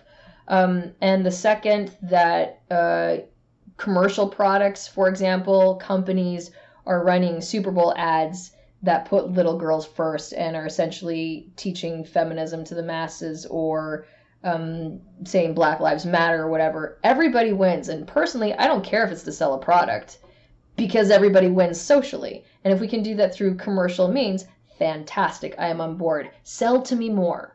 In Blizzard's case, I can't speak for them. I have no idea what their pre-production was like, but I do know that they wanted authenticity, and they wanted to see things that they maybe hadn't seen in games as pronounced before. So like when they had the Egyptian character, they hired a real Egyptian voice actor. They do try for some authenticity and representation, not just in the character itself, but also in the voice actor, which just results in good marketing and being able to sell something more easily. And we all want to make more money so we can make more things. So regardless of whether their intentions were to, let's be real. The only reason art gets made on a commercial level is to make money, so we can continue making more art. The goal should be to make money. That doesn't make something less artistically valid. It's just, if this thing doesn't make money, none of us are going to have jobs, and we won't be able to continue making art. A smart commercial artist does work. Like, I do commercials. I do things that I don't think are interesting all the time. I do commercials. I do promos. That's like not art. That's not artistic. It's not interesting, but it pays my bills, and that permits me to do things that pay less, that are more interesting, like indie games, like friends projects and things, and I can afford to take a lower rate because I did the artistically bankrupt stuff that paid more. That's just life. That's just survival. Yeah, I guess the ultimate joy is when you get to create music that is your own music. No one's telling you how to do it. You're just doing it because it's what you like. Or create a painting or write a novel or something that comes directly from your heart, not just because you're going to make money from it and you just happen to be successful at it. That... Something that a lot of people struggle with, and this happens a lot with people who start working in games, for example, easy example. People struggle identifying themselves either as commercial or a fine artist. So this is the difference. A commercial artist, I am a commercial artist. As a voice actor, I am a commercial artist. If I was a fine artist, I would be performing and writing my own material. I do not. I take orders from other people. I bring other people's visions to fruition. I read their scripts. I participate in their projects, and I do it for money. I am a commercial artist, period. A fine artist creates their own art, whatever, music, visual art, blah, blah, blah, blah. And nobody tells them what to do. And they don't care if they starve, but you have to be so successful as a fine artist to where you are put in galleries and you're like, buying my shit. I don't even care if it sells, whatever. So smart artists understand, ask anybody who works in comics, for example, visual artists who work in comic books.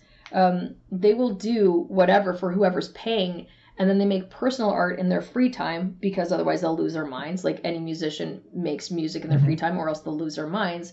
And that's why you see those artists, for example, at Comic-Cons selling their personal art or their fan art or whatever, because that's the stuff that makes them happy. And that taking the commercial jobs for things that they're not so emotionally invested in affords them the time to make personal art and then try to sell it at Comic-Cons and stuff. And if it sells, great. And if it doesn't, it's okay, because they did the commercial work so they could pay rent. That's what you do if you're smart. There is no value in suffering. Suffering doesn't make you a better artist. It just makes you a miserable human being with a shorter lifespan. I agree. So an interesting fact about Bloodstained is that Igarashi had originally written a male protagonist to be the original protagonist, and he switched that to a female protagonist because he was told that it's a American targeted Kickstarter, and he wanted to.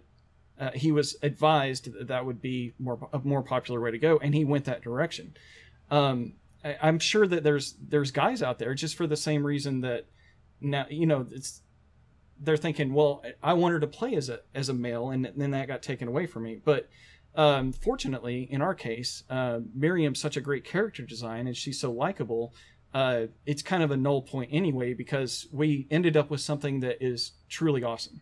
And I love Miriam as a protagonist in this. But how do you feel about Igarashi's original desire as an artist to be changed by what the market wanted? I'm glad, because my friend Erica got a job. So Erica Lindbeck is Miriam, and I'm good for that because she's a friend and I want to see her succeed. And then all of us women who grew up playing games didn't complain and put up with playing as male protagonists in single player linear story oriented games as males, because that's what we got. So we just did it, or otherwise you don't play the game. Personally, I've always fought for, and I would get destroyed by jerks that I worked with in the early 2000s when I would mention multiplayer games should have all of the genders, as much gender representation as possible, and everything else representation. Because if it's multiplayer, if you want to see yourself, you should have that permission, right? You should have some flexibility. But if it's a single player game, then you kind of get what you get. And so women have been playing as male protagonists forever. So, shame on you if you think it's just a big ass. It's just so insulting to play as a woman. Who would want to play as a woman? My God, what's wrong with them? I don't think anyone is thinking like that. I hope not. Not anyone that I would know. But I think that there are definitely some people that played as, Simon Belmont back in, the 80s, and now they wanted another Castlevania type experience. Iga's been known to deliver those. He's done female protagonists in the past, but to know that the industry changed his mind on a direction that he went, I can definitely see how some males would be disappointed that not only did his vision get changed, but they may have preferred to play something that fits more of their body style in real life, like we were talking about earlier. So, I can understand where they're coming from. In a small way, I might feel that way too, a little bit, but happily, we ended up with a character that is an amazing design. And I think it's a win-win in this case. But if it was a character that I didn't like, then I don't think I would feel the same way. I think we just got really lucky with an amazing female protagonist. Well, this is the ugly side of fandom. If you don't like a thing, don't participate. Don't listen to it. Don't buy it. Don't go see that movie. Don't buy that book. Don't play that game. Easy. I fixed it for you. Done. We fixed it. Don't do it. The internet just understood that if they could just say, oh, that's just not for me, instead of doing all the horrible criticisms that don't really get anyone anywhere, and just say, oh, no, that's not for me, it'd be a much happier place. I think people, again, because we're all stuck in this swirling toilet of a comment section, people feel entitled and obligated to just rail and harass and be cruel and knock it off the toilet because they're so angry, you destroyed my Star Wars, blah, blah, blah, blah. Well, then vote with your dollars. Don't give them your money. I fixed it. Done. Go do something that makes you happy. But again, a part of the problem is sometimes people just don't want to be happy. They want to be angry. They want, instead of focusing on their problems or wiping their bums, they want to get a quick hit of release by taking it out on somebody else. And that's where we end up with internet trolls and the rest of it. So, look, if you wanted to play as a boy and you don't get in Bloodstained, then don't play Bloodstained. I fixed it. You're welcome. Right. But people also, I think a troll is someone that is just trying to be negative for the sake of being negative, and they enjoy doing that kind of thing. That's the kind of toilet-sitting people that I think of when you say that. But on the flip side, when you mentioned Star Wars, those people are expressing, authentic and justifiable feelings that their favorite character got killed off in a way that even,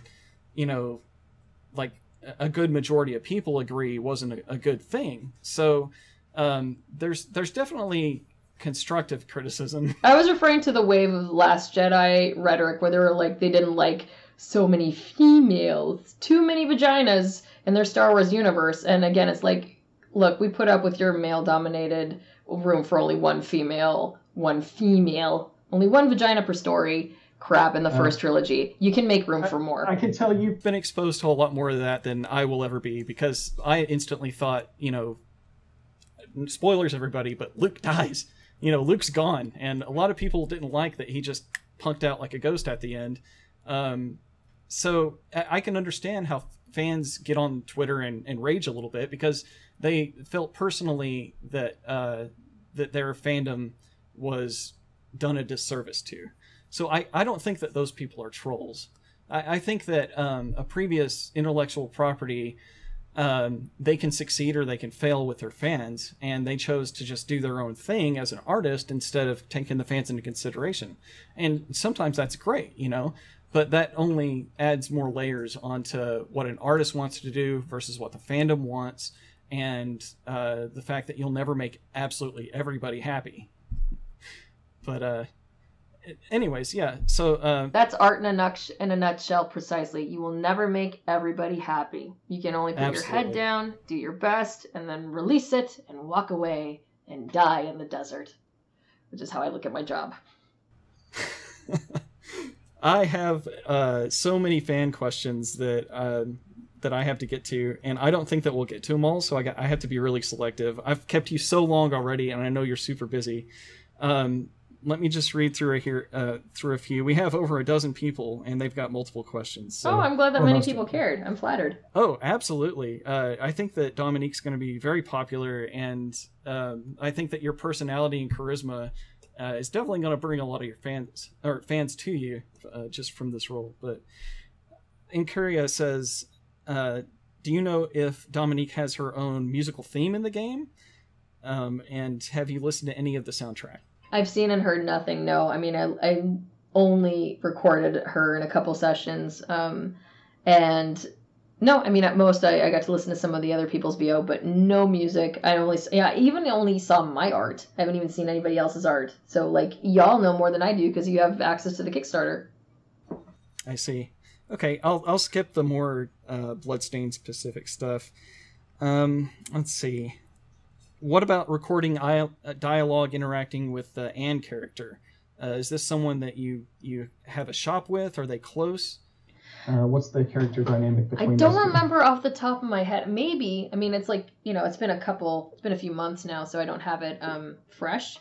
But Miriam does run a store, and there's a whole lot of inciting players to buy and sell, and tutorial type stuff where I'm explaining how the trade window works and all that. So get ready for that. I don't remember Anne specifically. I really couldn't say that with any authority. Maybe. It's really funny when people are like, what's your favorite line from the thing? And I'm like, the thing I recorded 2 years ago? You tell me because I don't remember. Yeah. You flush it. It's hard to remember. Do you remember recording any death screams for Dominique or anything like that? No, not for Dominique. No, thankfully, which is good because that's a hard day. Anytime you gotta do death rattles and stuff, you're just you limp out Okay. Is there anything that you like to eat or drink or stay away from, like milk or something, to affect your voice acting? So for voice acting, this is the most stuff. Dairy, any dairy whatsoever in any form. This is an easy Google. You can Google mucus-producing foods. So dairy will make you snotty. Just sort of common knowledge. If you have a cold or something, you shouldn't be eating dairy. Same thing. Try to avoid any dairy when you have to speak, because it'll just make you kind of snotty, and you just kind of snot your way through it. Also, eggs will produce a lot of mucus. Mercedes McCambridge, who was the voice of Reagan as in The Exorcist, as Pazuzu the demon. She was hired because she was an Oscar-winning, very well-known American radio and film actress, blah, blah, blah. And she, part of her regimen to do that demon voice was swallowing a lot of raw eggs and smoking a lot of cigarettes and drinking a lot of alcohol. Just basically, because she was purposely going for a quality that was so ragged and terrible. Just bad. And she also had I'm obsessed with her. She's my personal patron saint of VO. I send her a lot of prayers for good juju. You can look up interviews on YouTube. She also had bronchial infections as a child, which made her naturally wheezy. So she just incorporated all these tricks into creating that demon voice. So yeah, I mean, unless you want to sound like a demon, don't have eggs or milk. Or cigarettes. Just obvious stuff. Speaking of demons, aside from Dominique, how many roles do you think that you played for this? How many roles do I think I played for Dominique? No. How many characters in Bloodstained did you record for? Well, actually, I mean, I did Dominique, and I did a couple side characters. I did an old lady. I did my best grandma. She's very tired voice. And was I a little kid? No, I was like a girl. Oh, I snuck in. Listen for the Scots, and just bear with me if it's not the greatest Scots. So because of my Scottish husband, he's from Edinburgh, which we joke is not really Scotland because Edinburgh is mostly metropolitan and full of foreigners. Scottish people will get that. When I do Scots, I do a mix of kind of Glaswegian and then kind of soft Edinburgh. It's like, it's not full on because full on is unintelligible for Americans. So like in the moment, Jamie was like, "Can you do you want to?" I think he asked for Cockney, and because I've lived with my husband for a bit and I've ingested a lot of Scottish culture, Scots is like right at the tip of my tongue. It's very accessible. If I want to do a different English accent, a different British accent, I need like a couple minutes with YouTube, and we just don't have that kind of time on the day in the booth. We got to go. So I was like, "Can I do Scots because it's already there, and I won't need a couple minutes to ramp up?" He's like, "Yeah." So if you hear the old woman and the Scottish girl, that is me as well. I can't wait to hear it. That's going to be great. And I will definitely be keeping an ear out while I'm playing just for those characters. And as soon as I hear them for the very first time, we'll be thinking of you. So let's see. Blue G-Man says, what aspect of Bloodstained are you most excited for? Just seeing it. So, like, I mean, I'm well aware of the weight this carries because Castlevania is really precious for a lot of people. I'm honored that they picked me. And for me also because Erica Lindbeck is a buddy and she plays Miriam. We've done one other thing together. Like, we weren't in the same room for this, but we were in the same room for Avengers. She was Jane Foster, I believe, and I was Enchantress. And we have the same agency. We started with our agency around the same time, so we're good buddies and we're kind of progressing through our careers together. So it's really nice when you can actually be with your friends because it's not up to us. We don't get to pick. The teams are picked for us. So, I don't know. I'm excited to kind of hear myself opposite Erica. And then it's just fun to be like, shut up, Erica. I don't know. All right, cool. What a great dynamic. So Reynolds Saul asks, what do you enjoy most in your free time besides your work as voice actress? My home life is kind of sacred because I'm on my second husband and I really like this one. I try to do stuff like I mentioned, the eternal hamster wheel is like, it doesn't matter if you worked a full 8-hour days of VO, you're still expected to come home and do all your audition emails. Sometimes I end up deleting emails because I'm exhausted and on fumes. But what I do is like, if it were up to me, I'd just be living on like Soylent and pistachios. I don't cook. My food is not edible and I don't even care. My husband loves to cook. So he graciously cooks for us. And then there's like an hour block every night where it's like, all right, we're watching TV together and eating and just being, because a relationship doesn't make itself. And then both our cats come on the couch and we look like this ridiculous postcard of like a happy couple draped in cats watching Netflix or whatever. And that's great. And then I have to peel off after an hour and it's like, all right, I gotta go work. It's like every night is crunch night. And it's not a pile of auditions every night. It varies. Like one night it might be 3. The next it might be literally 14 emails. It's insane. And the faucet is on or off and you can't do it all. Unless you want to kill yourself or, end your relationships or disappear from your family and friends forever. So I try to, and because I'm a bit older, I just try to pick and choose of like, my job is important to me, but it can't be the most important thing to me because I'm going to miss out on life stuff. So yeah, dinner and it's not Netflix and chill. It's like dinner and Netflix and cats. It's Netflix and cats. Yeah, well, that's a great answer. So what you like to do in your free time, that sounds extremely limited, and thank you for giving me part of it, is just be a family. That's great. With your hoggle cat and all its many nipples. So many nipples. All right. If you were trapped as yourself in Bloodstained, what would you do? This is also from Reynolds Saul. Gear up. Gear up and get ready to do some fighting. Gear up and kick ass. Love it. Okay, Arsenal. Let's see. If you could have an accessory or jewelry with magical powers, what would it be? Yeah. Like a ring, so it would be like shiny and fashionable, and it will like stop time and restart time because I'm always nearly late, and it makes me like I am one of those people where I have to be crazy early or I'll be late. I have to be stupid early to the thing, and a habit that I try to do is like show up somewhere obnoxious, especially like LA. Like this is a thing in LA. Daniel Riordan, who's another voice actor, we had a chat in the lobby once. We were both on a commercial, and he's like, the hardest part of this job is the driving. No matter what you do, you're not working as hard as the people who are like cleaning the toilets. Like you have nothing to complain about, but the driving is the worst. And if you can get past the driving, because I mean, also like scientifically speaking, a long commute will shorten your life. The stress, the sitting, like it sucks. And in LA, we're all driving, like the studios are all over town. So we're especially if like you have a morning commute, it's so awful. Just as an example, so I live kind of northernly in the valley, where a lot of animation and game studios, game recording studios are. But if I have to go south to say like Santa Monica, Marina del Rey, if sessions generally start at 9 a.m., if I have to be there at 9 a.m., if I leave my neighborhood after 7 o'clock, I will be late. If I leave before 7:30, I might get there with like 30, 40, 15 minutes to spare. It depends if there's an accident or something. If I leave after 7:30, I will be late. And that will be really bad for everybody involved, most of all me. My performance capture job that I just wrapped, all those big studios where, you know, you have to run around in a volume, it's called, those are all on the west side of town, opposite from me. So, and those days, they want you in the suit and getting covered in balls by 8 a.m., which means you need to get there by 7:30 if you want to have breakfast, but you should try to get there earlier because poop, pee, get it all out of you, get it out of your system, put the coffee and the eggs in because we're going to roll. And once you're in that suit, you're in that suit for like a 4-hour stretch, right?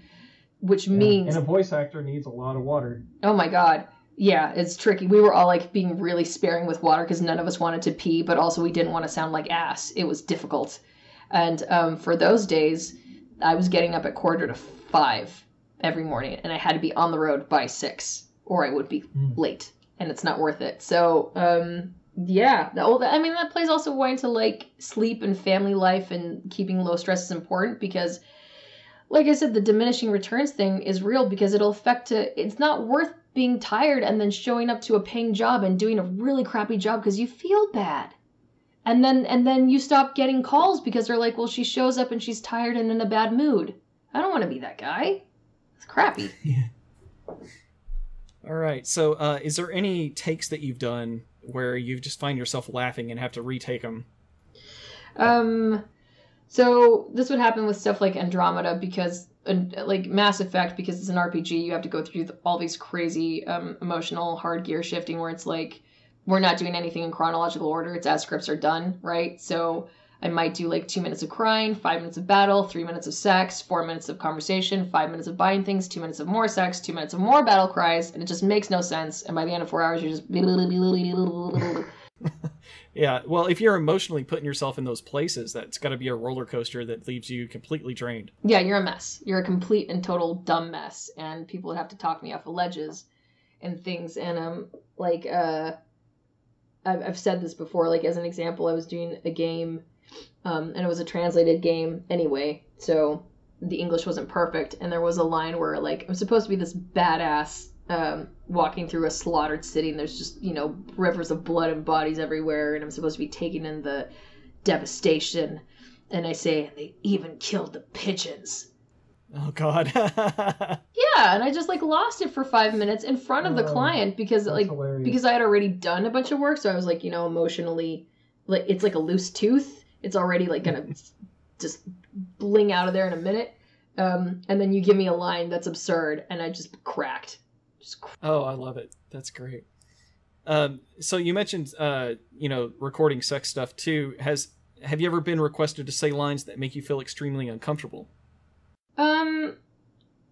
So the only power you have in entertainment and in a creative position, like this, I love this. This is George R. R. Martin quote: "The sexiest word in Hollywood is no." You have so much power, and you're so much more attractive when you say no. As in life too, when you know your value and your worth, and you set limits of like no, no, no. I love no. I love no so much now.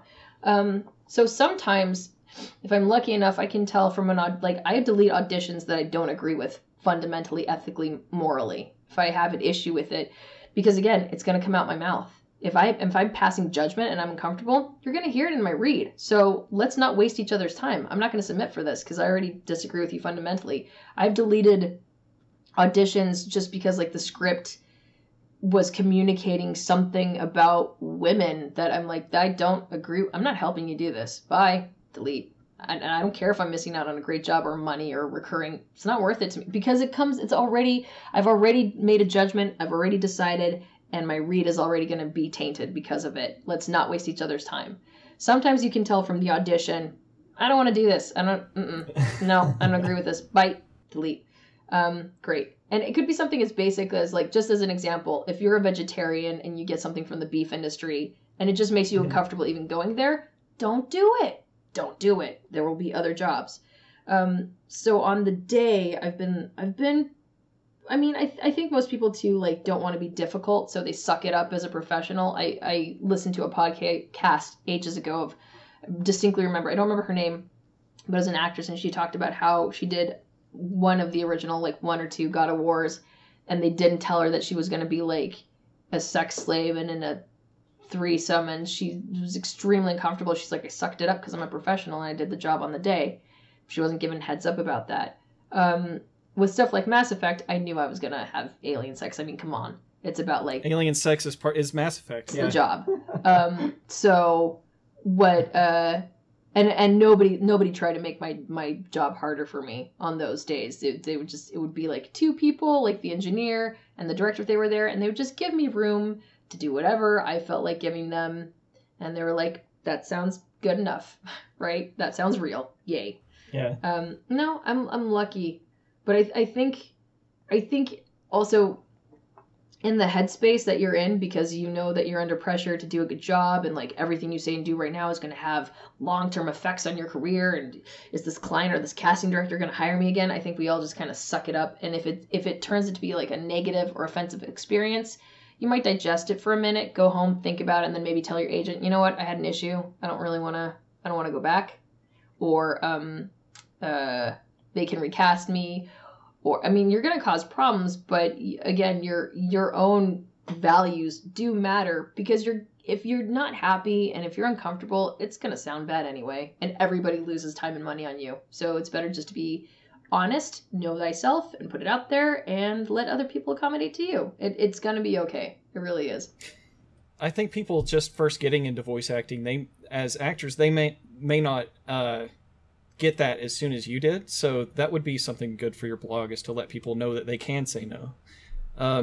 So segueing over to this user, Angel Corlux, how amazing, professional, and charming was Roberto from 505 Games?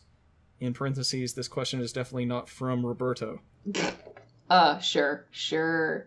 Oh, he's lovely. I mean, they were really easy, happy clients to work for and please. It's always like a dream client when they kind of get out of your way. Like, it was Jamie's job to direct me, right, and sort of steer me and make sure that I'm informed and kind of like steer me right and left if I'm getting off center where he needs me to be, and that's his job to do. But the best clients are the ones that kind of, I always make this analogy. It's sort of like, you want your kitchen redone, hire a contractor and get out of their way. If you knew how to do this, you wouldn't have hired them.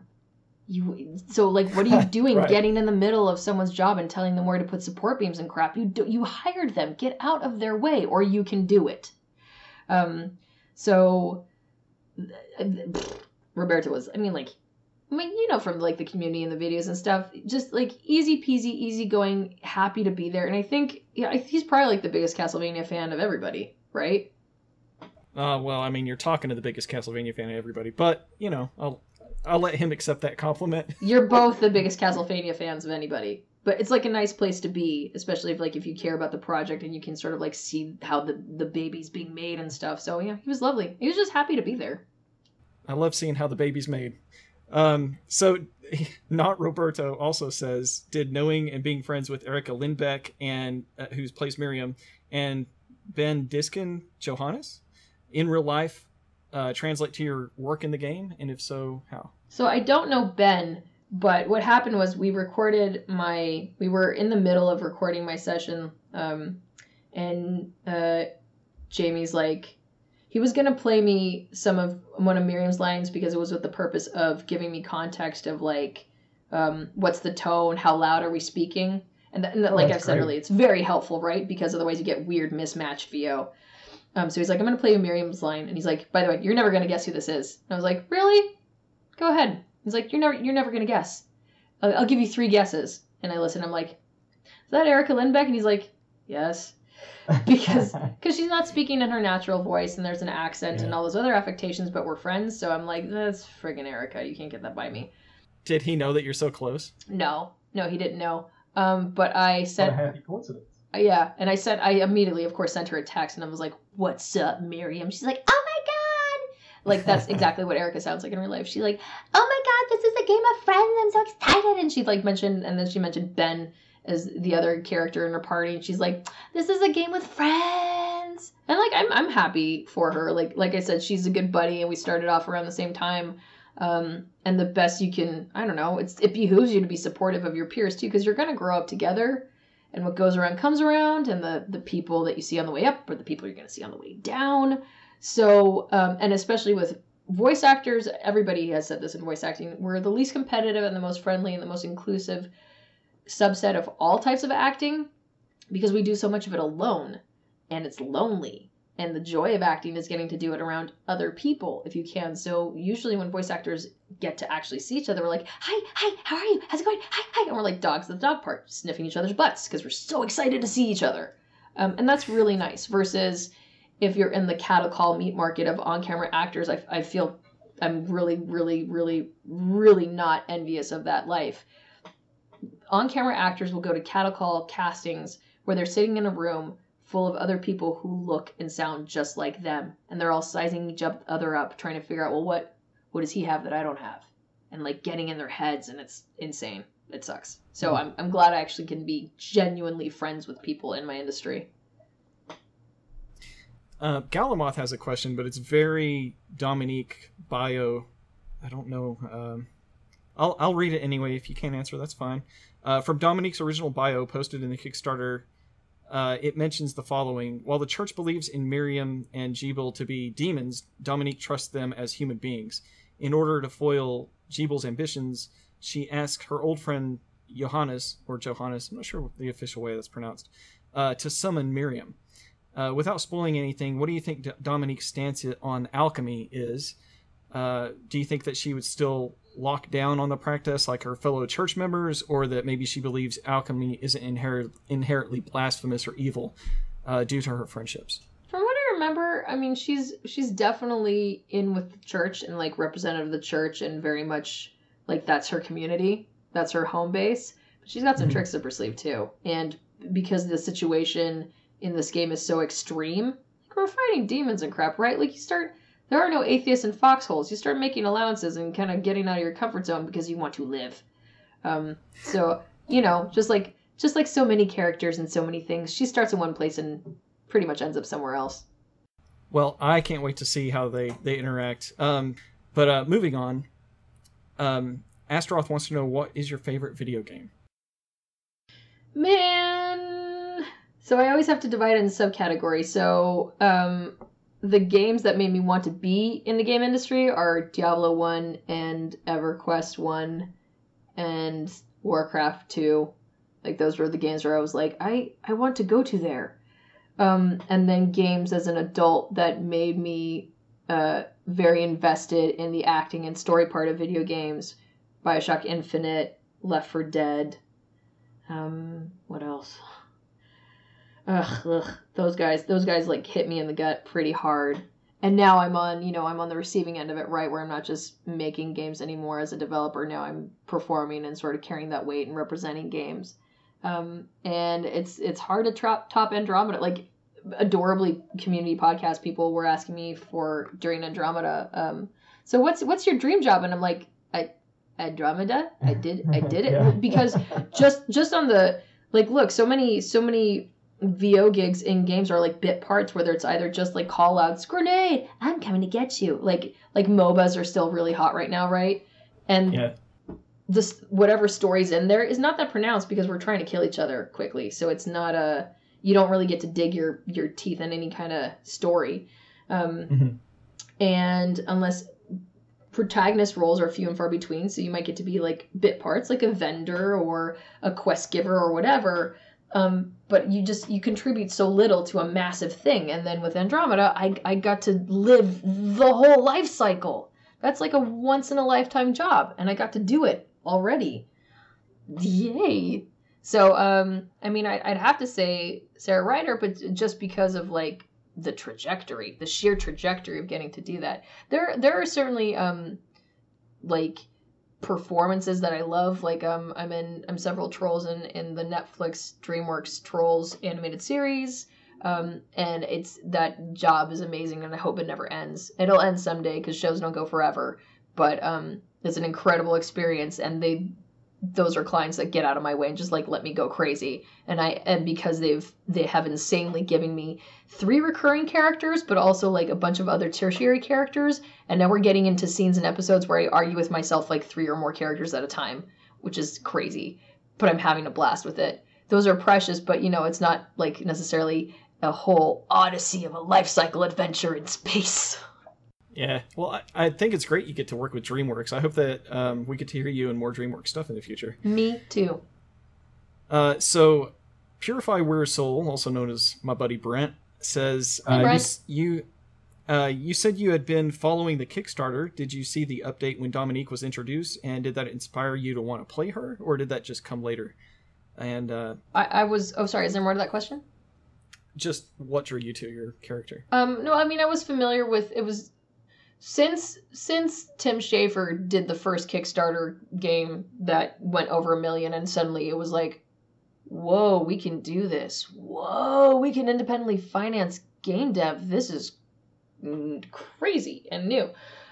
It's always interesting and I think important because it sets the tone of like what can and can't be done within the industry when someone, especially like a known name or a known brand or a known franchise, goes to Kickstarter and just goes directly to fans and is like, would you like to invest in my project, please? So you can play it. It'd be so nice. So yeah, it was a big deal. Then like, oh shit, Castlevania's got a Kickstarter. Damn. Okay, cool. Game dev is incredibly, making games is so hard and unpredictable and always goes over budget and you never have enough time. So it's one of those things where it's like, I've been seeing it kind of like keep going. And you get to the point where you get a little scratch of like, when's this coming out? No. So when it got to casting, which by the way, like I didn't spoil anything. Roberto gave me crap in the behind the scenes video of like, thanks for fueling spam speculation when I said, so close to release. What I mean by that, just keep this in mind, fandom generally, in the pipeline and the assembly line of making games, VO comes usually very, very late because a lot has had to have been in place leading up to that, be it art and all the writing and development and getting stuff approved. Like by the time it comes to VO is late in the chain. As an example, like in animation, for example, by the time I get to record for an animated series, the animated series on average will hit distribution a year and a half later. Leading up to that, they've had like probably 2 years of production and pre-production at least, if not more. It's a long, tedious process. So my point is, by the time VO gets involved, we're pretty far along. We're making progress. This thing's actually got legs now. Amazing. So that doesn't mean like something's going to be released tomorrow. It just means we are a lot closer now than we used to be. So it's like, oh, so soon, relatively speaking. You get what I'm saying? Yeah, VO is on the back end of the project, but this is Ego's biggest castle, and there's a lot of gameplay and areas and things that can be developed after voice acting is already done. So As far as release date expectations, it's great to see that it's to the point along in the project where voice acting is done, but just wait for an official word on release date, because it's this year, and with my own personal expectations, it's either going to be really late this year or really early next year. But still, that's relatively soon as far as the game development is concerned, right? It's an eternity in fan years. I get that. It's like forever from now, but like understand that leading up to this point where there's even money in place and casting and all that crap, it's been years and years and years leading up to it. You are so much closer. It's hard to see the forest for the trees when you're just so focused. Just come out already! Right, yeah. We're hearing that a lot from fans, definitely. So Balanced Hydra says, if you could dress up as Dominique, would you? Well, I mean, you can. Like I said, throw a wig on me and I'm pretty much there. Yeah. Well, what about at conventions? Or you plan on doing any fan service for Dominique if this character becomes really popular? I have a friend who's I call him my oldest gaming husband, because he's someone that I've known since like LiveJournal days, who I've played like, Jesus, it's coming up on like 20, maybe probably more than 20 years now, where he was, we would play games together and stuff, and he does a lot of security for a lot of conventions and a lot of anime conventions and stuff, and we've watched each other grow up in our careers, and he's just like, when I started doing video, he's like, just promise me you'll never cosplay as your character, because that's so sad. It's really depressing. Aww. Just don't do that, man. Just don't. And I was like, you know what? I also would feel weird about it, only because fans go and do cosplay with so much love and enthusiasm, and like, I don't want to rob anybody's spotlight either. Like, no, let's make it about you. Yes, this is, I'm here, and if you want whatever piece of me you want a photo, you want an autograph, you want a hug, great, I'll give that to you. But I don't want to like steal your thunder, because this is like running away with the song. Run away, drape it across yourself. And also like cosplayers, I mean, I don't want to offend anybody with my half-ass attempts. Whenever I did any costuming, I'm a buyer, not a builder. I would buy stuff from people. I'd happily patronize artists and buy their made pieces or custom make dresses, whatever. But I'm not, it's why I don't cook. I refuse to lift a finger and follow instructions. I can't handle it. Versus cosplayers who like do their own fabricating and molding and designing and building. It blows my freaking mind. I'm not even gonna know. Like, so your E3 thing coming up, is that going to be something that you're going to be dressing up for? Only in so much as wearing camera ready makeup, because I can and I'm competent at it. Human makeup or like makeup? Just people. Like in my day-to-day life, I don't put on makeup. It's a lot of work. I've always felt like makeup is like full. I feel like a drag queen, because I'm essentially. I skip it too. Yeah, well, it's a pain. It's like, look, it's a half an hour of my life that I'm not getting back, and it's for other people's benefit. It's also for, I believe makeup is very much, it's part of your wardrobe and aesthetic. It is an expression of how you feel, and it is your war paint. Like, this is another feminist societal thing. A lot of men particularly have it in their heads that I've heard this from like people's lips as well, which is insane, that everything women do is for men's pleasure, which is crazy. In fact, Lizzo, who's a recording artist who I like a lot, just put out a song. What's it called? The heck is it called? Something about working out and athleticism. But anyway, the refrain in is, I don't do it for you. And that is a perfect mantra. I don't do it for you. If I wear makeup, if I don't wear makeup, I don't do it for you. I do it for me. But when I do makeup and I invest, a half hour or whatever amount of time, I kind of go for broke and I go full drag. And it is creating this, you start with the base of like, well, this is the idealized perception of what society thinks a woman should look like, which is a dumb, not defined thing, because, well, what does a man look like? Anything. Again, men get to be whatever, women have to fit in a box.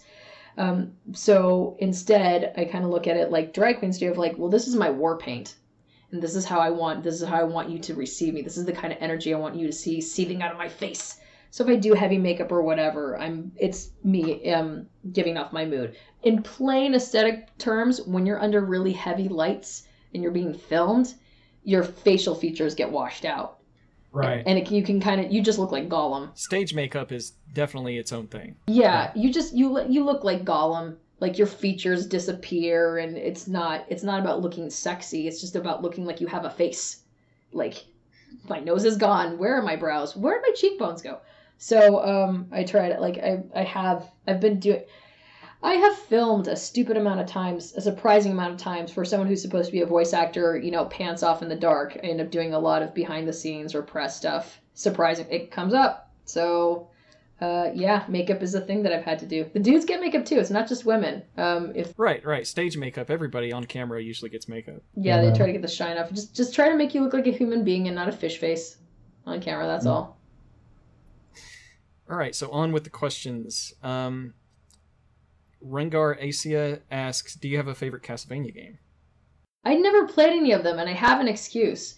So my reason is, when I was growing up, I was a teen in the 90s, and my parents were very, very, very against video games. Like, my whole career is pretty much my own revenge story. Nice. And I wasn't allowed to have consoles, so I had no consoles growing up. I only got to play, you know, at friends' houses and, like, play whatever they had. But because of when I was growing up, that's when suddenly when I was like a sophomore, that's the age when everyone was expected to have a computer in their house by that time because they wanted printed reports. So I had to have a PC. So guess who got in PC gaming? That's just what I had available. So that is directly why I was a Blizzard fan kid and playing EverQuest and whatever, because that's what was available to me. So I missed out on all the console generational stuff. Like, never got past like Super Nintendo, whatever. Because again, that's what was available at people's houses, like my friends' houses, to get my hands on. But so I missed out. But it's like you can't know anything about video games and like not have heard of Castlevania. And then of course, like, you know, there was a Netflix series and all that, which features a lot of actors that I really like. So I don't know. Everybody's winning. I'm benefiting, but I'm glad that series is still going. Yeah. I guess just as a disclaimer, Bloodstained is its own thing. It has nothing to do with Castlevania. It's just that Iga's previous works are known, you know, as Castlevania. He's known for Castlevania because he was over it for so long. But this is completely its own thing. Well, we can put it this way. We can say Bloodstained would not exist if it weren't for Castlevania. That's absolutely true. So Alutrick says, a whimsical question, but would Dominique, one of your other characters, or yourself, paint a stained glass pattern onto your skin if it would comfort Miriam? Okay, so I'm just going to unpack this question a little bit, see the question behind the question. So Miriam is affected with a curse where crystals grow on her skin. They happen to be very beautiful, but, you know, her curse is, if you want a curse, you want Miriam's curse, because it looks awesome. And it gives her superpowers, and it gives her ombre hair. But, you know, I think that maybe if this person had asked this question in a way that's like, if you have a friend that goes through cancer and has to go through chemo and lose all their hair, would you shave your head? So in a similar fashion, what do you think about situations like that? I mean, well, hey, with the real world thing, I usually have some pretty butch haircuts because I just don't understand what hair is for. So yeah, in a heartbeat, if Erica had to shave her head or something, I would shave it with her. But also, I'm halfway there most of the time. Yeah, no, of course. Well, also, like you said, that just happens to be a very beautiful ailment to have. Oh no, I'm growing crystals in my skin. I am now harvesting them and selling them to witches on Instagram. Like, it seems like a win-win. So maybe instead of comforting Miriam, it's more just for fashion for yourself. But yeah, they make for some great tattoos. You've got several tattoos. I see they're nice and symmetrical, nice and balanced. So those with OCD can appreciate the your forearm tattoos. I do. And I would next time you stream, I'll have to ask you about your tattoos. Unless you want to keep all of your vlogs about voice acting, that's fine too. But just as a fan, I want to know more about those at another time. So Crocodile has a couple of questions here. What made you want to be a voice actor? It's part of that completing the circuit of understanding how the sausage is made because of my background in video games, and it's a happy accident because I kept getting shoved into being involved with VO and directing VO and casting and scheduling, all that stuff, and then being more present as a client during sessions. I thought it would be like I wanted to become a better director essentially. So I started going up to LA to take classes and do improv, and it was a nights and weekends hobby, but with the intent of like I just want to be a better director and understand what I'm asking people to do. And then I made the transition because my last game dev experience was really negative, but it was sort of like I mean, just keep in mind, I was 30, and at that point, my whole adult career had only been games. Like, I was never going to do anything else or work in anything else. So, like, making a hard switch later on is kind of terrifying. And I know, like, being 30 sounds like an ass to someone who's in their 40s and 50s making, you know, hard career changes or lifestyle changes. But the point is, like, it's never too late to change your mind or change your lifestyle. If you don't like it, change it. Because, again, as I like to say, we are going to die. So I was so unhappy at the point. I was coming from a nothing left to lose point of view. So I was like, screw it. I have nothing left to lose. Things can't get worse. I can't feel worse. Let's try this. And at that point, I'd been going up to LA taking classes for 4 years straight without it being a purposeful thing that needed to work for me. Because like I said, if you put all that pressure on yourself and you're desperate, and you're like, I need this to work, I need to be an actor, it's going to infect your reads anyway. It's going to be repugnant. It's like being desperate at a job interview. It's gross. People can just like taste your sweat because you're so nervous. It doesn't serve you. So by the time I got around to doing it professionally or trying professionally, I was already very comfortable behind the mic. I knew what at least video game clients expected of me, and I started working right away. Just but the momentum, like I said, I definitely had a 3-year fermentation period where just people didn't know what the hell to do with me. And I didn't know what to do with me either. Like you were kind of alluding to this earlier, when you're starting off in an industry, because you're hungry and new, you think you can do everything, so you try everything. And the reality is you're going to be really great at some things and not so good at a lot of things, but that's okay, because you're going to get known for being really great at that one thing that resonates with people, and they keep bringing you back to do it. Just think of like composers, like in games or films or whatever, like you just as easily, there's a big difference between what you would hire John Williams to do and what you would hire Trent Reznor to do. And you wouldn't hire them to do each other's style, because that's not what they're known for. That's not what they resonate with you for, right? But you're not going to like shove them in a bracket that they're not already comfortable or happy or known for in. You're just going to keep hiring them to do the thing. And they probably didn't know that starting out. They had to develop that and communicate that to their industry of like, this is the thing that I'm good at. Do you want to hire me or not?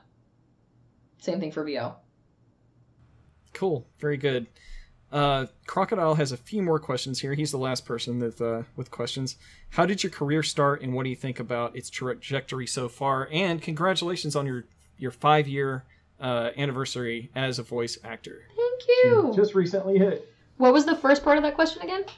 How did your career start, and what do you think about its trajectory so far? Okay, so like I mentioned, it's semi-accidental, not on purpose, which I think is very, very lucky, because I didn't put a lot of pressure on myself of like, I have to be an actor, and this has to succeed, and if this doesn't work out, I don't have a plan B. Like, it wasn't so dramatic, high stakes, which is good, because I could relax into it, and my reads could be relaxed, and because of that low pressure, I think that's why I started working relatively quickly.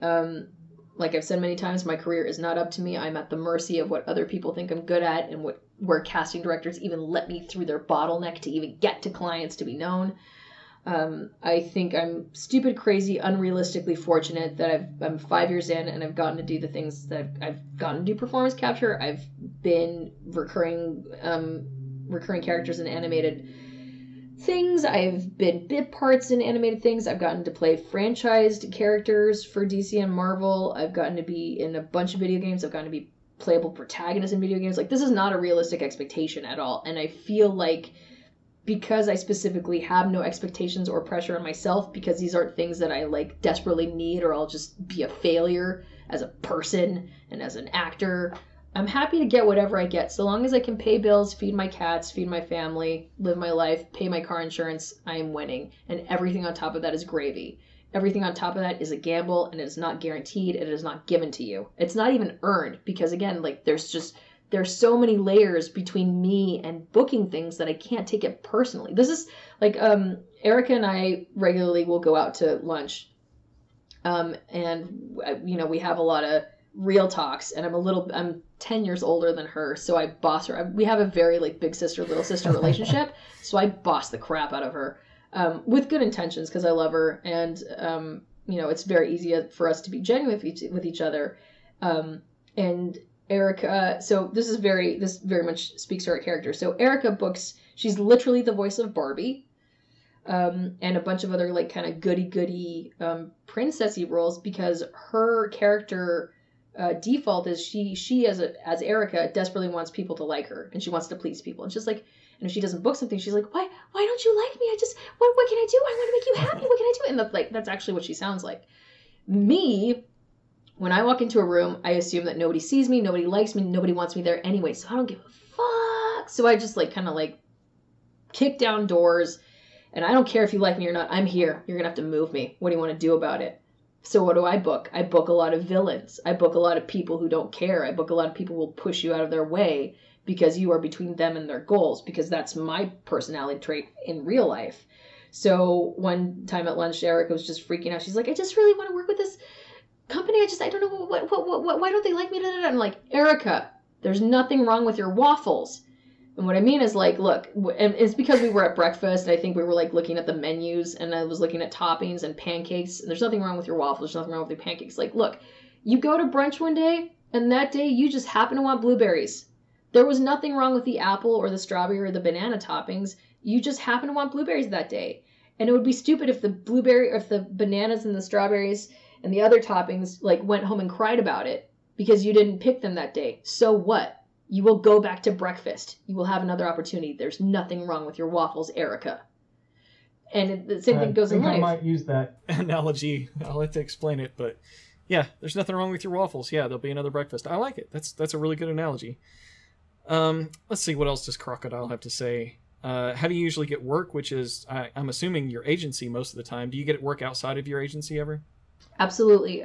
So I believe my contract with my agency is pretty standard. I have exclusivity with them for commercials because that's where the money is in VO. The most money is in union commercials because of the residuals. What that means is, so let's say I record a commercial, a union commercial, they have to pay me for my time in the booth. Now, if they want to use my VO for broadcast, meaning for radio or TV or YouTube now, they have to pay for it. And every cycle that they pay for, and the cycle is 6 or 9 months or something, they have to pay what's called a reuse fee or residuals of well, we want to use that again. So perfect example, I did a Silk campaign last year where the whole line, you can look this up on my site or online, the line was Silk, tastes like better. That's called a tag because it's at the end of the spot. They used that tag for a year and a half or something. They just kept pumping out more commercials and putting my dumb Silk, tastes like better. Nice. At the end of it, every time they did that for a new cycle, I would get a check. So clearly the most money's in commercials and getting a national campaign that's going to run for a long time. That's when the agency dollar signs in their eyes. So I am contractually obligated to do all my union commercials through my representation because they want their 10%, rightfully so. I can do whatever I want outside of that. If I don't want them involved in my video games or animation business, I don't need them to. I do get them involved when it involves more contractual obligations outside of just doing VO, doing press, E3 stuff, conventions, that's different, and you don't want to be bad cop. It's more of a bad cop, good cop situation. The agents want you to stay friendly and on good terms with the clients. They would rather the clients be mad at the agents if they want to negotiate pricing or schedules or whatever. Don't get in a fight with the people that you're working for because it's not necessary. It's stressful, blah, blah, blah. So I do get plenty of work outside of my agency just through word of mouth referrals. So my go-to examples, I got to do Octodad simply because I tweeted one day, I'm so excited for this generation of indie games, and I mentioned Papers, Please and Octodad and something else and something else. And then within 5 minutes, Phil Timtoski, who's the leader of, he's the CEO of Young Horses, which is the group that made Octodad, emailed me and he's like, hey, sorry to sound really creepy, but I looked at your website, you said something really nice about us on Twitter, and would you like to audition for our game? And yes, of course. And as an actor, all we ever, like I've said, nothing is guaranteed. We just want to see the auditions. Just give us a chance to do our song and dance and we'll get out of your hair. Just let me see the audition, please. You don't have to give me the job. Just let me try. So I auditioned and I got to do Octodad. Same thing with Paradigm. Jacob Yanerka, who's this lovely little Australian auteur, genius, maniac. I found him because he's made really awesome 8-bit, 16-bit style GIFs. His Stranger Things ones went viral. I found him. I didn't realize that he had followed me back. And then out of the blue, same thing. He's like, would you please audition for my game? And I like that because I'm building interpersonal real relationships with people, not clients. So it's a nice gift when I can actually like build a friendship, or I've gotten plenty of word of mouth referrals too with like indie games. Like I live and breathe and bleed for indie games because I came from game development and I do what I can to accommodate them. And also like I've become this weird bridge educator between how the voiceover industry works, educating like they're my babies. I spend a lot of time educating up and coming indie companies or indie developers when they're like, how do I even go about casting? What are the rates like? How do I pay people? Like do you go to the store and get voice actors? How does this even work? I've become this like available, approachable bridge gap to explain to them and help them with casting or whatever. And so that proliferates itself. So these real relationships and these real interactions end up spreading through word of mouth, where I end up getting more jobs. You're like, hey, we heard that you worked with our friend from this indie company. Could you help us with VO? Could you audition for our game? Great. So that is a part of my business that has grown itself. And I can't, if anybody who's listening, I will say this till I'm dead and they duct tape my carcass shut. If you want to be, don't call yourself an aspiring anything, but if you want to be in a creative industry, build real relationships, work with your friends. And it's not about who you know in the insidious clique good old boys club or whatever that you think. It's more like, it's so much more enjoyable to get to do cool, creative, fun stuff when you know the person you're working with, because you know what you're going to get out of them, you know what their bedside manner is like. It's just a much more rewarding experience. So make friends, and maybe you'll get to work with them someday, and you'll all make money, and it will be great. And it's also awesome, not just from the developer side, but as the fandom side, indie games, there's a lot like a closer knit connection between that indie developer and his team and the fans, because like that's just like the thing with Bloodstained. We all kickstarted this together. We all already feel a bond together because we helped make this happen. So whoever's involved with it, we obviously are appreciative of. So like for example, I don't just go out and follow a bunch of voice actors all the time as a big fan, but for Bloodstained I certainly will. And the other actors that I'm a fan of, a great example is Kira Buckland. Like I haven't played Nier Automata, and several of their voice actors are in Bloodstained, but like I follow Kira on Twitter, and that's, you know, I don't follow just anybody on Twitter. The reason I follow her is because the guys in an hour away from me that are working on this indie game called Anathema, they had got her to voice act. She was gracious enough to do one of the villains in that game. And then my other friends doing Dracula Reign of Wallachia, another indie game, they happened to get her as a voice actor for that too. So, I mean, just because I'm a fan of those games that aren't even made yet, I'm following her on Twitter, and that's awesome. I'm already a fan, and it's not because of something that she's done yet. It's like you, it's something that she will do. So, yeah, that's the way to do it, man. Indie games are the way to go because the community's there. It's so much more tight-knit. It sounds like it's the same on the development side. So it's really awesome that that whole industry is just still kicking. It's like the Wild West, but I don't know, instead of the good old boy club, you're creating stuff just from scratch. And I love that people are so passionate about it. And also, just mentioning Kira's Twitter, she posted like yesterday or the day before something about her cat named Jareth, and I was like, is this a voice actor thing? Because you got Hoggle the cat, she's got Jareth the cat. I think it's just a symptom of, being a child of the 80s or 90s and being raised with practical effects movies that make a big impact on your life. I don't know, like I picked Hoggle kind of like, I just like the name and the word, and like Hoggle is totally he likes shiny object, he's a thief, he's a little jerk.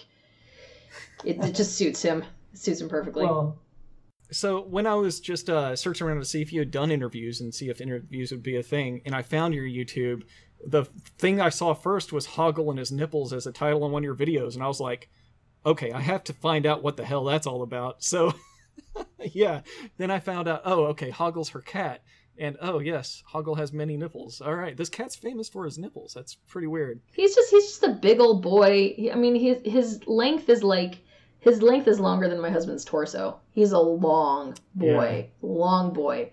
And I've seen him on camera. He's a big cat. Yeah, and he weighs like at his heaviest he was 18 pounds, and I think I've gotten him down to like 16 or 15. And he's a boy, so why do men have nipples? We don't know. You're never going to use them. And did you know, like, I believe the number of nipples a cat has does actually vary. It's not a set. It could be 6 or 8 or whatever. And like I don't think I've successfully counted his. He squirms too much. I haven't counted them, but it seems like too many. Yeah, you really got to dig for those things. They're so small. You know. Yeah. Every time I try to count my cat's nipples, it's always a chore. See? But well, I have taken up so much of your time. You've been so busy. You normally get paid for your voice, and I've taken it for hours. I could talk to you for hours. I have talked to you for hours. Thank you so much. And I mean, if you ever want to come back on the show, I have so much I'd like to talk about. But I can save most of my questions for your vlogs, unless you want to keep those strictly voice actor. No, I'm open to whatever because I'd be bored. This is more for me than for anybody else. Yeah, absolutely. It's open. Like I said, I think I find it as an effective AMA. I like doing the Twitch chat because like I don't know who's going to come in and I don't know what kind of questions they're going to have. And I like, again, this is part of the adrenaline junkie cycle. I like being put on the spot and being surprised with questions. So, like keep those coming. You think of anything, let me know. I'll put it on my list. Yeah, I already have a mental list of stuff I'm going to bug you with on your streams. So, but when people join the streams, they should say hi or something, because like Twitch is, it hides all those people unless they say something. I have no idea who's there. Right. No idea. So if you come by, I'll leave links in the description. You can follow Fryda on Twitter, on YouTube, on Twitch. So go ahead and drop all those things for us. Or my name. What's your Twitter? It's my weird ass name. So my name is Fryda Wolff, but it's spelled Fryda, Fryda Wolff, extra F for extra fun. So if you can remember that extra Y and then those extra Fs, or if you just Google at this point like Fryda voice, it'll probably just all ping up. So my Twitter, my Twitch, my YouTube, it's all my name is one word. So if you remember all those F's and Y's and nonsense, good for you. You find the prize. Right. So everybody, look forward to the questions that I'm going to ask Fryda on her streams. You've got a bat tattoo, right? I'm going to ask you about that. Yeah. We love bats. Just as Castlevania and Bloodstained fans, bats are awesome. So thank you once again so much for your time. I really appreciate it. And just say hello to all your new fans out there. Hello! I hope you guys enjoyed the crap out of Bloodstained and Miriam and Dominique. I think it'll be really fun for Erica and me too, to be in a thing together and then see how people take it. And we are looking forward to it as much as you are, believe me. All right, and you can always find me on the forums or on the Discord, and I'll see you guys next time.